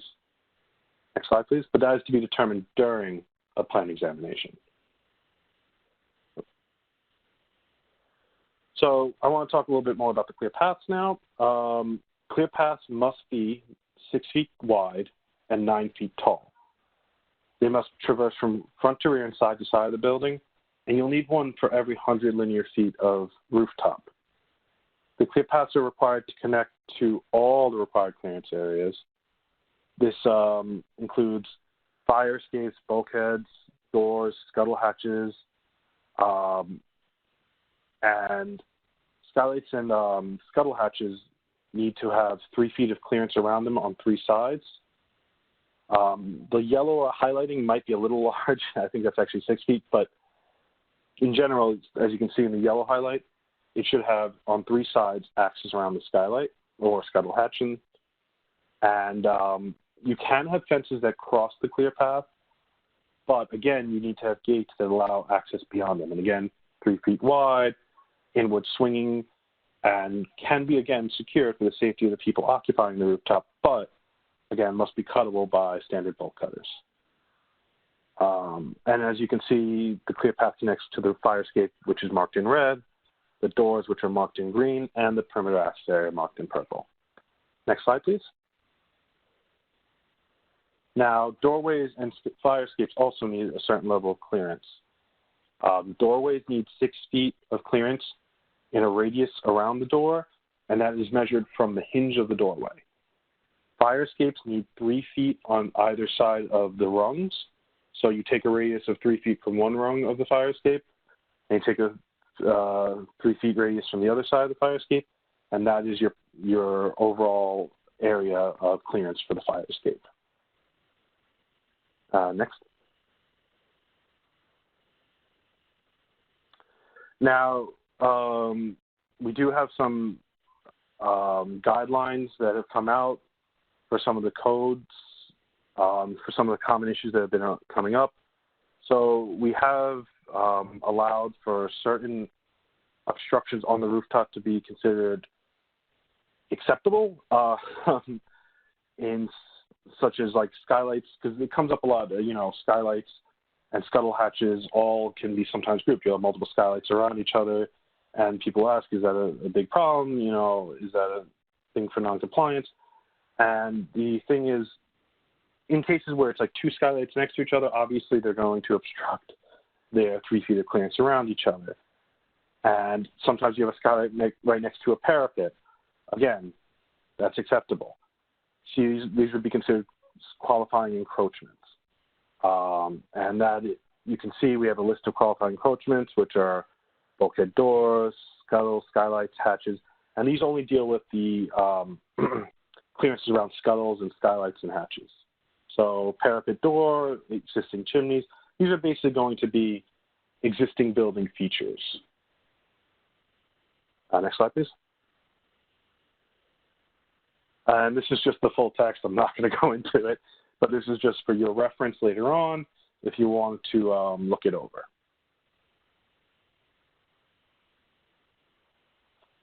So sometimes we'll have multi-level rooftops, and if the elevation difference is 16 feet or less, we will require you to provide a clear path from the lower rooftop to the upper rooftop, and from the upper rooftop to any lower rooftops. And usually that can be accomplished by a ladder. The reason this cutoff is at 16, because after 16 feet, you would be required to put a cage around it for the protection of anybody accessing the ladder. And cages around ladders obviously cause problems for firefighters who have a lot of equipment on their backs. When they're going up these ladders, we don't want them getting snagged and having issues. Ladders must also be set 3 feet away from any edge of the rooftop. This is just to prevent if anyone falls sideways or anything, they're not going to fall off the actual rooftop itself. And the only time we won't require a ladder to provide elevation along elevation differences is when the elevation difference is 6 feet or less. Is less than 6 feet. Next, please. So additional clear paths may be required for buildings that are not standard, square, rectangular shapes, such as H-type buildings. And in the case of H-type buildings, you would require a clear path from front to rear and side to side of every wing. You would need those clear paths to connect all to each other. You would need a clear path that goes along the throat of the building. And also the throat of the building would need a clear path from front to rear, side to side. This is to provide access to all essential areas on the rooftop, and in the case of something like an H-type apartment building, the firefighters want to be able to get a good picture while they're on the rooftop of what's going on. Along the front and rear of each throat, along the front and rear of each wing, there are windows. They want to see if smoke is coming out of those windows, if fire is coming out of the windows, because that's all important is to transmit down to the incident commander like we discussed before so he can properly direct the firefighters. Next slide, please. Along the clear path, sometimes you'll need protective barriers, and these will normally be placed along large elevation differences, so differences between different high elevated rooftop levels, or sometimes along shaftways. So any elevation difference greater than 6 feet will need protection along the clear path, and that consists of a 42-inch high barrier. This can be a railing, a parapet, or any other kind of substantial barrier. Next slide, please. Also, your installation shouldn't affect the functionality of the rooftop. So things like drainage are very important because obviously, as you can see in these pictures, the ballast mounts are clearly obstructing the drainage pipes, and that's an issue. You don't want water building up, especially in New York. We get, snowfall, rainfall. It freezes, it builds up. That can weaken the structure of the rooftop, and during a fire, that can cause even greater hazards to the people under the roof and to the firefighters or anyone who retreated to the rooftop itself. Next slide. So if you have any conduits or piping on your rooftop, they need to be properly labeled, and any conduits or piping or any other things that run along the rooftop, wires that are greater in height than 12 inches and greater in width than 24 inches are considered to be obstructions to the clear path or any other clearance they cross. And in the case of a clear path, we're going to require usually to provide some kind of crossover, step over, to provide a clear path over them. Obviously you need to run your wires and equipment to keep everything working up there, but we need, again, to provide some options for firefighters to get over these things. And all telecommunications obviously have to be properly labeled as well, and with proper labeling and signage. Next, please. So another thing that's going to be growing in the city soon, I'm sure you all know, along with solar, is going to be, rooftop gardens and green roofs. And these can also be considered to be obstructions to the rooftop and all its clearances. So we require that no rooftop gardens or any green roofs obstruct the access to the rooftop or any of the clearances. And any vegetation that's greater than 12 inches in height is considered to be an obstruction. We also require that a hose connection to an approved water supply be installed for any garden or green roof that is greater than 200 square feet.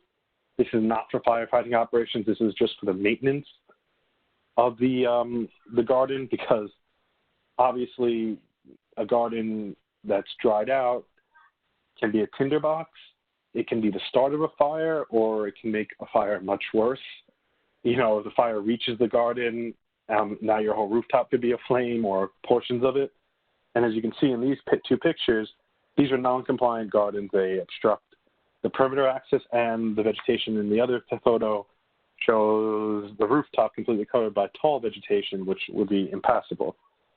Now, if that vegetation was dried out, that could be an even bigger problem because now it's on fire, and now the firefighters have to cross a flaming field or a flaming perimeter access area, which is not ideal in any situation. So that's why we would require the hose.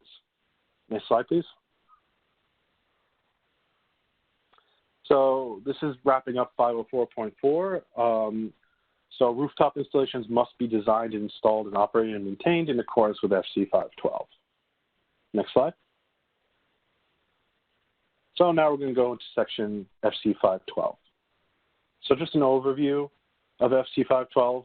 Any rooftop installations installed on a flat rooftop will have to comply with all the requirements of FC 504.4, and that's the clear path, the perimeter access, clearances around skylight hatches, you know, all the requirements that were listed, we just went over. One of the exceptions we have currently to the clear path are hinged mechanisms to create a clear path. So technically, solar panels could obstruct the clear path, but a hinge mechanism would be required to activate and move those panels out of the way. This is a question we've gotten in every previous presentation, so I'll answer it now. To date, no hinge mechanism has been approved yet. To get approval, you would need to go get a FD certificate of approval, and that's a TM2 application. To date, I don't think we've had any filed for, and we have definitely not approved them yet. So I know that's a common question, so I'm just going to answer it now. And we also have recently come up with an exception for acceptable encroachments on the clear path for narrow buildings that are less than 25 feet, have a width or depth that's less than 25 feet. 25 feet or less, sorry. Next slide. So that's going to go a little bit more into that exception. So that exception allows for qualifying encroachments to go onto the clear path. And there are some circumstances that would allow that to trigger. That is, the building must be 25 feet or less in width or depth. The design of solar panels must necessitate substantial coverage of the rooftop.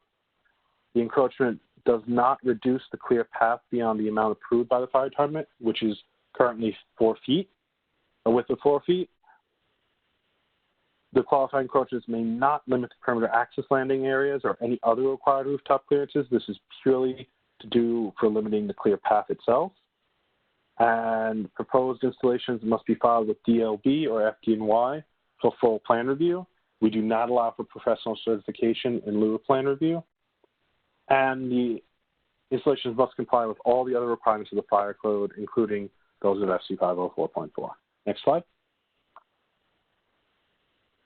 So what are qualifying encroachments? We talked about these before, but they're, again, things like bulkheads, hatches, scuttles, skylights. They're building features, essentially. Chimneys, attic ventilators, and freestanding HVAC condensers that have a capacity of greater than 5 tons or more are also considered to be acceptable encroachment, qualifying encroachments. They're too large to be moved. They're very heavy. Obviously, we're not going to make you move them. But again, they can only reduce the clear path to 4 feet. You can see on a diagram to the right that shows it. The building features are clearly reducing the clear path. What is not a qualifying encroachment, though, are solar panels. Solar panels are not considered to be qualifying encroachment and may not limit the clear path. And again, this diagram shows you, while the skylights are limiting the clear path to 4 feet, the solar panels that have been installed do not limit the clear path. And that would be an acceptable configuration that I'm showing. Next slide, please. And again, this is just the full text. If you guys want to read it on your own time, that's great, but I'm not going to go into the full text right now. This is just for your information. So I'm sure you guys already know, you guys do a lot of work, I'm sure, on pitched rooftops that have a slope greater than 20 degrees. You know, a lot of 1 to 2 family homes are going to have sloped roofs, and, you know, they're still going to want solar. So on these buildings that have a pitch greater than 20 degrees, we require that you provide 3 feet of clearance on each side of the ridge line. That means no solar panels may be within that area. And you can see that marked off in the red in the diagram. We also require that all the location of conduits must be along the dips and valleys of the ridgeline for peaked rooftops, and that all solar voltaic cells be properly labeled with, warning photovoltaic power source, just so that anyone accessing them or going near them knows what they're dealing with. Next slide, please. We do have an additional allowance for 1 to 2 family dwellings. So for 1 to 2 family dwellings whose slope is 9.5 degrees or greater, they are not required to comply with FC 504.4. However, those rooftops instead must comply with FC 512, which means you must provide 3 feet of clearance along both sides of the ridgeline. Just as we went over, those rooftops are essentially considered to be sloped rooftops and must fully comply with those requirements. And again, this is just the full text for your information later on if you want to go over it. Yeah, so we will be posting these slides, by the way, so you'll have an opportunity to download them and read those full slides. Yeah, that's why we included it, because we know CUNY, shows it. So we're going to be going into, I believe, the section about what are some common noncompliances and how do you file. So what requires an application? What requires you to file an application with the fire department for your rooftop installations? Your rooftop must have a non-compliance condition on it, whether that's existing or will exist because you're proposing it, and any of the following. So that would be you're installing new equipment on the rooftop. This includes cell sites, solar arrays, HVAC, fencing, anything. You're going to vertically enlarge it. You're going to install penthouse, bulkheads, do some new floors, install new levels onto your building. You're installing decks, bars, greenhouses, blue roofs, any new building construction. And we're also considering cantilevers over your building that will interfere with the clear path must be filed. Next. So these are some examples of non-compliant rooftops we've seen over time. You can see the top left picture shows some solar panels. Though is not a compliant rooftop. Those not only obstruct rooftop river access, they restrict the clear path. That is just not a compliant situation. Below it, the photo right below it, the bottom left photo, shows fairly low solar panels. They don't seem to be obstructive, and they surround the skylights, which seem to have enough clearance around them. The real issue with this is that there's no direct path on these. Firefighters will not walk on solar panels. They will not walk on solar panels, and they will not walk on glass rooftops. We don't know if they can handle our weight. I know we've been told sometimes, yes, our solar panels or our glass can handle it. There's no way to be sure that when you're up there in an emergency, they're not going to have time to test it, and for their own safety, they will not step on these. So flush-mounted or low, ones that are meant to carry weight, they won't walk on them, and they will be considered to obstruct any of our clearances. And again, to the right of that photo, you can see some flush-mounted ones. Again, we won't walk on them. They're obstructing our clear path. To the top right, you can see any of your equipment shouldn't obstruct the fire escape. Top right corner, you can see the fire escape is surrounded by an equipment platform that completely obstructs it, and it has chains in front of it. That's not only unsafe for the firefighters trying to work on that and, utilize it, it's also unsafe for the occupants trying to climb up it to seek refuge. Now they have to be on the top of the fire escape, fiddling with chains. That puts them in danger. We don't want them falling.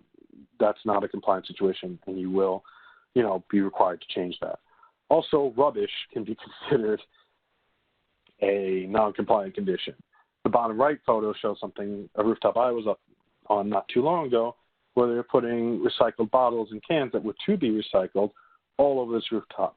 As you can see, that's a lower rooftop next to an upper rooftop, and I believe that upper rooftop was about 10 to 12 feet above the lower rooftop, so that can give you an idea of how much rubbish was packed onto this rooftop. I would say it was 12 feet high and 10, 15 feet deep in some areas. So it can just give you an idea of how much rubbish was up there and why this should be considered obstruction. No firefighter can get onto this area or get through it. And finally, one I want to show everyone, one of the more interesting ones, our stair to nowhere. This was a site where they put a staircase that literally led off the side of the rooftop. That is not a safe condition. Obviously, when we found it, we took the proper steps to have this fixed. But this is why we do what we do, and we look into these sites, and we do go out and inspect these sites because sometimes people can be careless and do careless things like this. It seems silly. You might say, I would never do that. but these happen, and this is why we're out there checking and, doing these reviews and inspecting. Next slide, please. So when do you not required to file with us? This is when your rooftop is over 100 feet. You're not required to file with us. FC 504.4 only covers, rooftops 100 feet or less, and that is the rooftop height, not your overall building height, but the rooftop height. You can have a building that has a main roof that's over 100 feet, but may have lower rooftops connected to it that fall under it that are under 100 feet, and those lower rooftops would be required to file. And you aren't required to file when you're doing ordinary repair or maintenance on your rooftop. This includes things like re-roofing, repairing the parapet, facade repair, and like-for-like replacement of equipment. So we get this question too, is I'm replacing an antenna, it's the same size, it's the same shape, it looks exactly the same, it fills the same area. Is that considered a like-for-like replacement? No. When we're saying like-for-like replacement, we're talking about the exact same model number. So, and that can be the same internal components. If your model number is 1111 and you replace the part with another model that's 1111, that's fine. If you replace the model with model 1112, that's where we have an issue. Any little upgrade, no matter how minute, is considered to be an upgrade and would require your file. Next slide, please. So how are you going to go about, you realize you need to file, how are you going to do it?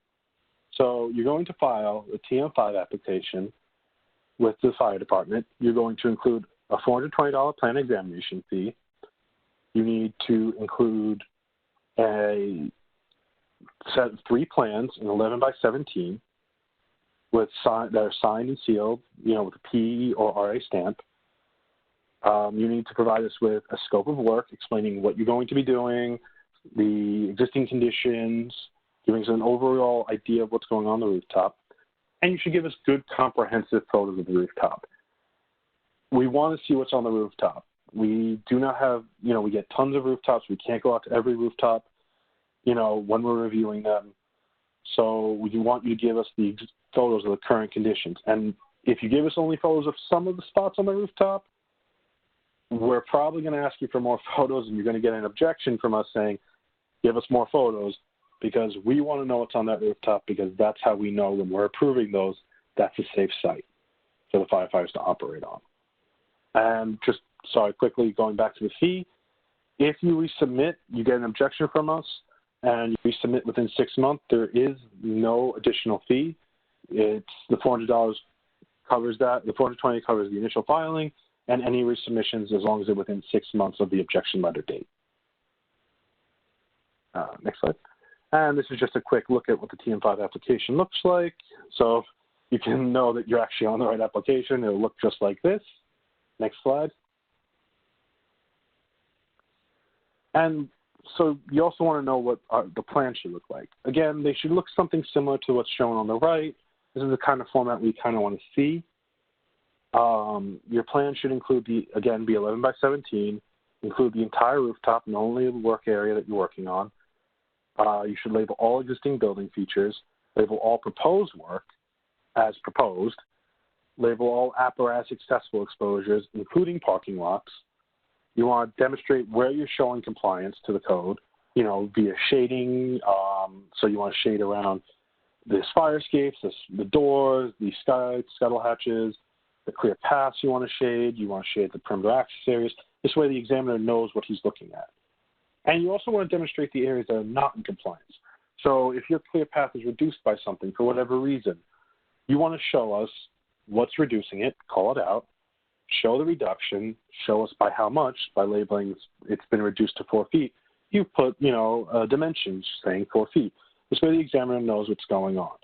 The information on important things like existing compliances and compliant areas is important because that's what the examiner is concerned about, what he's going to be looking at, and what he'll be objecting to you about when he's asking for more information if you don't show it. And all plans, again, have to be submitted with PERI stamp. This is just a quick showing of, 3 feet on 3 sides of the ridge line, again, the solar panels aren't within that area. Next slide, please. These are just some additional resources you can look to if you want some more clarification on these codes. Again, the fire code sections are 504.4 and 512. You can go to the New York City Fire Code Guide, which is informally known as our FAQs.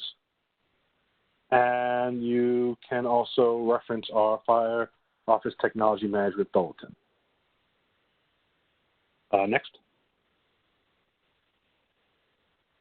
And these are just our contact information. And that's it for me. I'm going to turn it over to Nick now. Thank you, John. Just bear with me a minute. I'm going to switch presentations, and we'll get Nick's up here as he gets set. And here we are. Okay, I'm going to go. Good thing I'm not chewing gum at the same time here. All right. Share content, and that's the one, right? Can you see it, Nick? Perfect. I can see it. Can you guys hear me? Okay. So the floor is yours. Go ahead. Thank you very much, Ron. Really nice job, John, as always. I appreciate it. Just wanted to say a big shout out and a big thank you to CUNY and the team over at Sustainable CUNY for hosting us today. Under the circumstances, I hope everyone's home safe and comfortable, staying safe, hopefully staying healthy. My name is Nick Petrakis. I'm an associate project manager with the New York City Fire Department, and I will be presenting today on the requirements for battery energy storage systems. And it some ties in with resilient solar. So what do we have to this day? CUNY has, in conjunction with the fire department, drafted some permitting process guidelines, originally starting off a number of years ago with permitting requirements for valve-regulated lead-acid energy storage systems or battery energy storage systems, and now more recently with a more updated document for the permitting processes for outdoor lithium-ion energy storage systems. As Alan and his team had very graciously mentioned previously, right now we're only reviewing lithium-ion outdoor installations. So other chemistries will most likely follow the similar procedure, but each technology has its own pertinent information, understanding that the hazards can vary different from technology to technology. And as mentioned before, each application is evaluated on a site-by-site basis. I'll get into a little bit more clarification on that. This link has the link to our rule is over there in the slides. So I'm sure if these slides are going to be they're going to be sent out, you'll have the direct link to our rule. Okay, next slide, Ron. So what documentation needs to be submitted when submitting an application to the fire department? You need to know the size of the system, and we usually go by what's called aggregate energy density, and that is in kilowatt hours. Kilowatts as well, if that information can be included, but usually these systems are defined on their size based on their kilowatt hours, so we have small, medium, and large. All of that is kind of clarified in the New York City rule. And then we have more site-specific requirements and information that we would like to see with the submission. That includes, exposures, the location of the system, clearances of that system to any sort of adjacent combustible exposures or anything like that. So we understand that there are a number of hazards that can be involved with energy storage systems, especially energy storage systems that are going under failure modes, specifically with lithium-ion systems. We understand that when they go inside thermal runaway, and more specifically a cascading thermal runaway, it can generate a large amount of toxic and flammable gas. So depending on the system size, which is a little bit more clearly detailed in the rule, your system will require deflagration venting or a NFPA Type 69 system explosion mitigation protection. Any sort of additional fire protection systems that we have that will be provided inside the system or the container, including the FDNY connection that will be connecting to that system. Most of these systems are a dry water-based system with fusible heads. but that means that the only water that is supplied into that system and into that container is via fire department connection. So additionally, we have a ramped up certificate of fitness holder exam. There might be a number of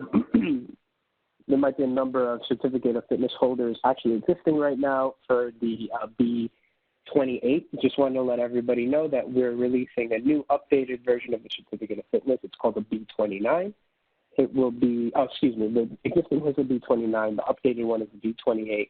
It is a little bit more catered towards the hazards for these systems, and it's a little bit more in detail. So I recommend anybody that has an existing certificate of fitness for batteries, check if they, with the fire department licensing unit, see if the new updated certificate of fitness is available for you to take. And of course, with any other submission, we need to have additional information about emergency response procedures, including emergency shutdowns, any sort of emergency signals that are being sent out to the BMS facility or to any sort of 24/7 monitoring system, and what happens in an actual emergency. So distances to vehicles and protection for vehicles as well. And one of the big ones that seems to be a large oversight is disposal of the energy storage system. These systems, we understand, have a certain shelf life, usually 10 to 20 years. It's oftentimes an afterthought about what to do with the system when it's reaching its end of usable life. Also, as well, when the system goes under a failure and fault condition. So how do you get rid of these batteries that are all burnt up? There's not a lot of companies that we understand that would be able to take damaged batteries, so making sure that you have the proper standard operating procedures for decommissioning is something that we would look at with every application. Okay, next slide, Ron. So what application do you need to file? So a TM1 application is required for all medium and large battery energy storage systems. Now, medium and large, medium is defined for different technologies, but let's just take, for example, lithium ion. It is over 20 kilowatt hours up to 250 kilowatt hours. So like Alan had mentioned, these are your typical refrigerator type size lithium ion energy storage systems. Large will be anything from 250 kilowatt hours and up, including these large utility scale multi-megawatt hour systems.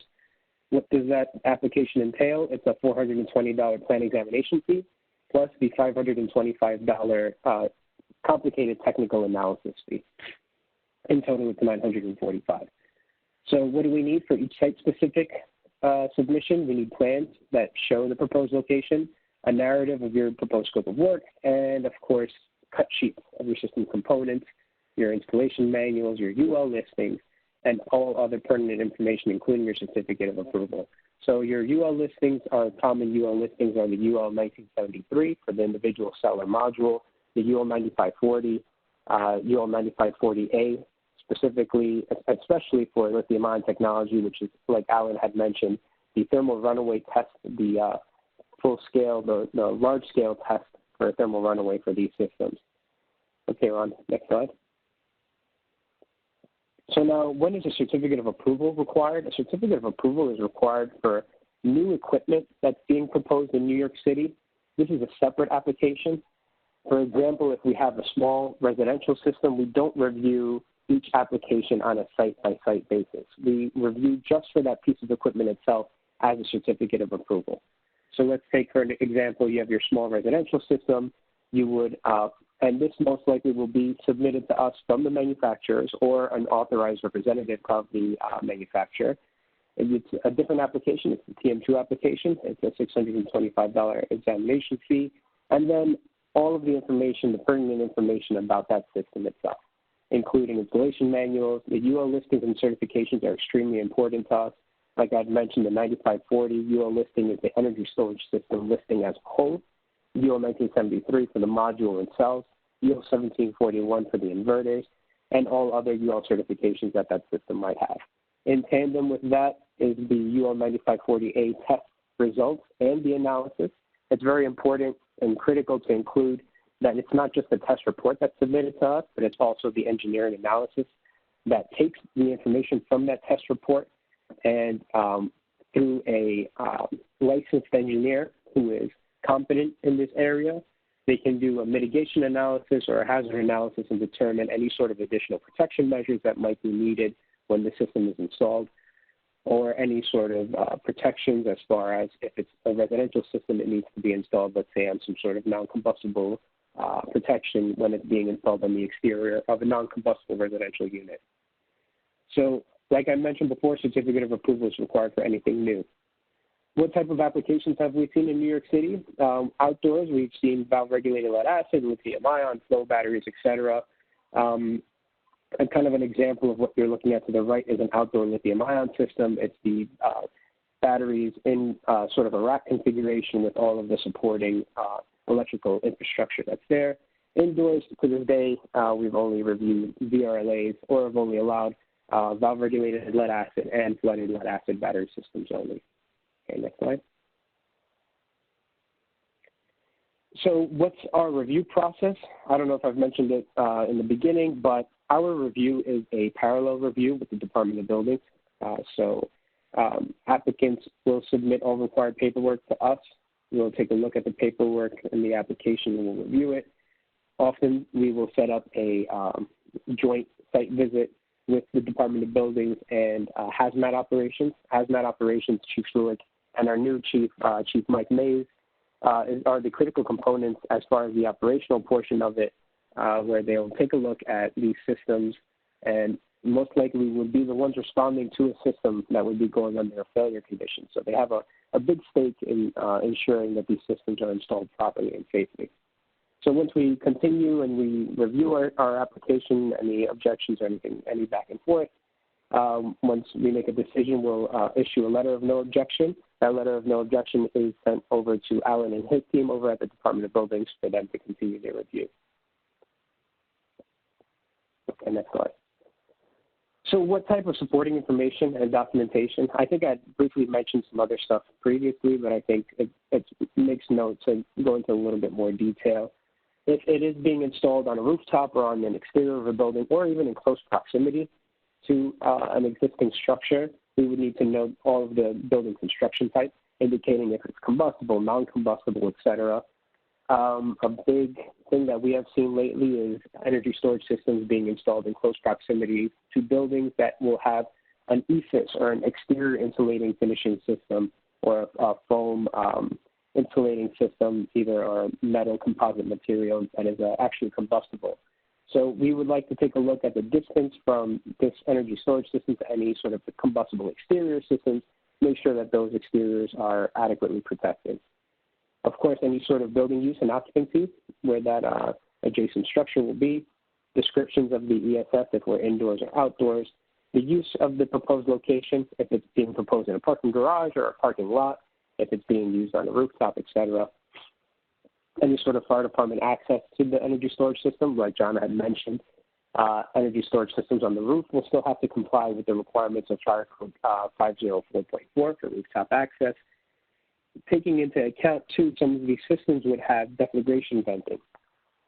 So for these medium and large-scale energy storage systems, deflagration venting will be provided to ensure that any sort of overpressure inside that container will be safely vented out to the top of the container and away from first responders.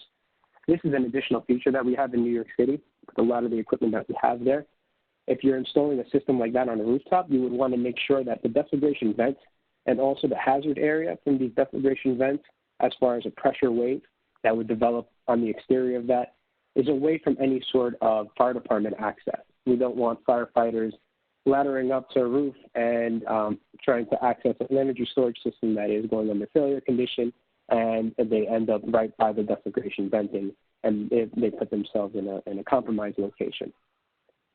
So ventilation system as well for the entire building and anything adjacent to that. Now, any sort of building fire protection systems that are included. If we're indoors, the description of the water-based system. If we're outdoors or rooftop, the description of the water-based suppression system for the energy storage system. Our large energy storage systems have a mandate for a water-based fixed spray system. It is an NFPA 15 system. We allow it to be manual. It can also be automatic.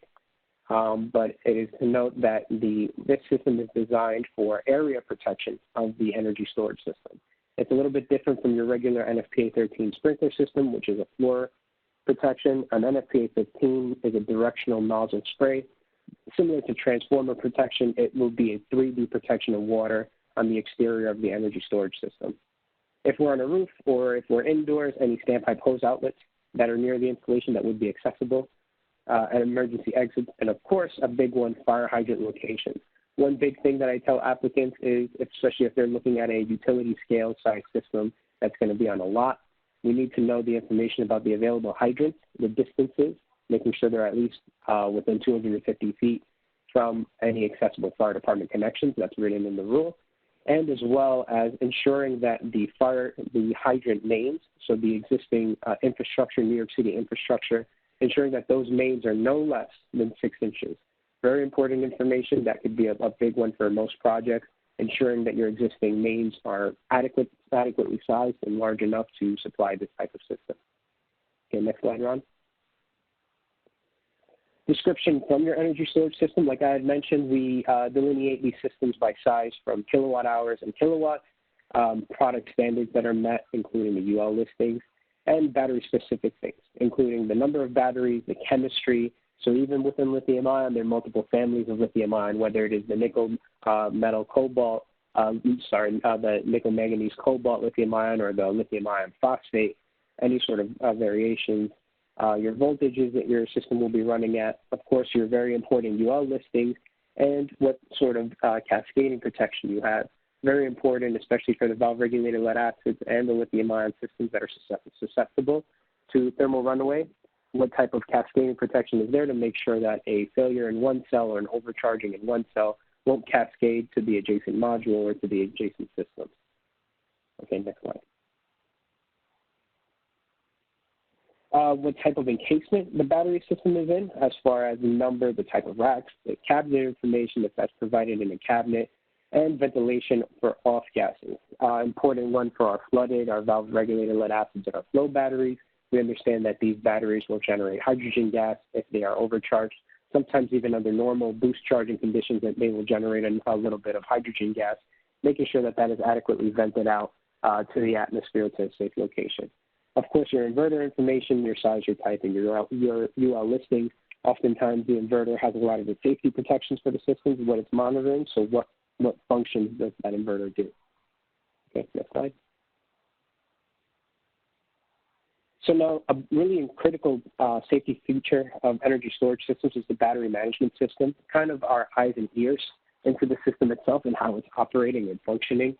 Our rule requires that there is a certificate of fitness holder as well as a subject matter expert that is assigned to this energy storage system that is going to have 24/7 capability to access the battery management system and the information that it is providing to the notification as far as the central station connection or the any sort of 24/7 operation center. And what does that information say? I think kind of like an example is if there was a failure in one of these large energy storage systems, fire department operations will access the system, will call the contact information, which will direct them right to the certificate of fitness holder or to the subject matter expert, and they will ask them, what's going on with this system? We see that we were called from the central station because there might have been a smoke condition in the container. We're not seeing anything from the exterior of the container. We're not seeing any sort of temperature spikes. There's no smoke coming out of the container. And this could be probably one of the most dangerous situations for fire department operations to be in.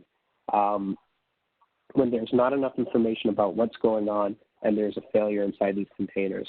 Most of these systems, these larger systems, are installed in ISO shipping containers. And so there could be a very large volume inside that, even negating the volume of the energy storage system itself with the racks. If that were to be filled up with a large amount of flammable gas, even not that large of amount of flammable gas, but enough for it to reach into the lower flammability level, and there was a deflagration, or if there was oxygen introduced into that container, it could pose a pretty serious deflagration. And that's what we don't want to happen in New York City. We don't want that affecting first responders or the general public. So the battery management system is important for the subject matter expert who will be available via phone instantaneously to give this information to the first responders and let them know. You know, it seems like we've had a failure in cell number 13 in rack A. that failure is stopped or that failure is continuing to cascade to adjacent cells, so they should be aware that there will be a flammable atmosphere in that container.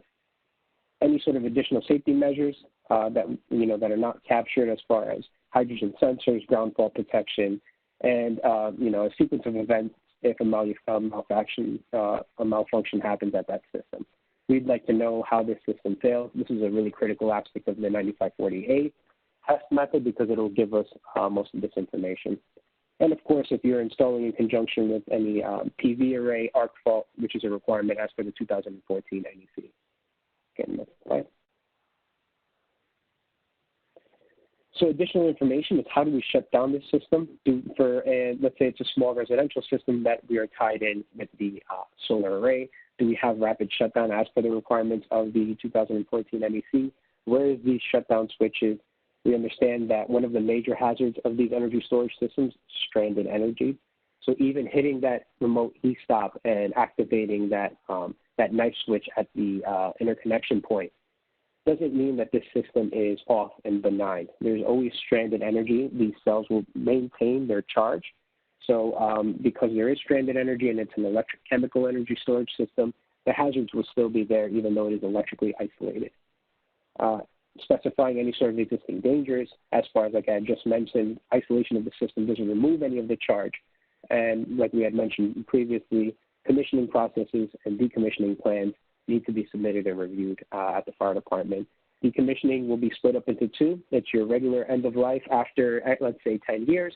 We've reached the end of the usable life of the system. It'll be dismantled and transported in a certain way. Or if we happen to have a fire in that system, what sort of emergency decommissioning will we have, what sort of response procedures, and how will they be getting damaged batteries outside of the site safely? Next slide. So finishing up, we have some unit contact information. Our lead engineer, Ken Chan, of course, our Chief of Technology Management, Chief Piggott, Hazmat Liaisons will be Chief Richard Sluick and Chief Mays. And we have myself and the team over there. We have some really good engineers, Mr. Roy, Alex, John, and Yash. We have a hotline as well if you have any questions. But I do always recommend, if you have any questions, if you need any sort of guidance, if you, reaching out to CUNY is always a great sort of liaison and a connection point to come to us. But you can also contact us directly if you would like to if you have a proposed site and you're not sure if there will be any sort of major, let's say, red flags or anything that you need to address beforehand, we're always open to have discussions. Now we can try our best to do teleconferencing, but if you, as I always say, to feel free to reach out to us if you have any sort of questions. And I think that would be it.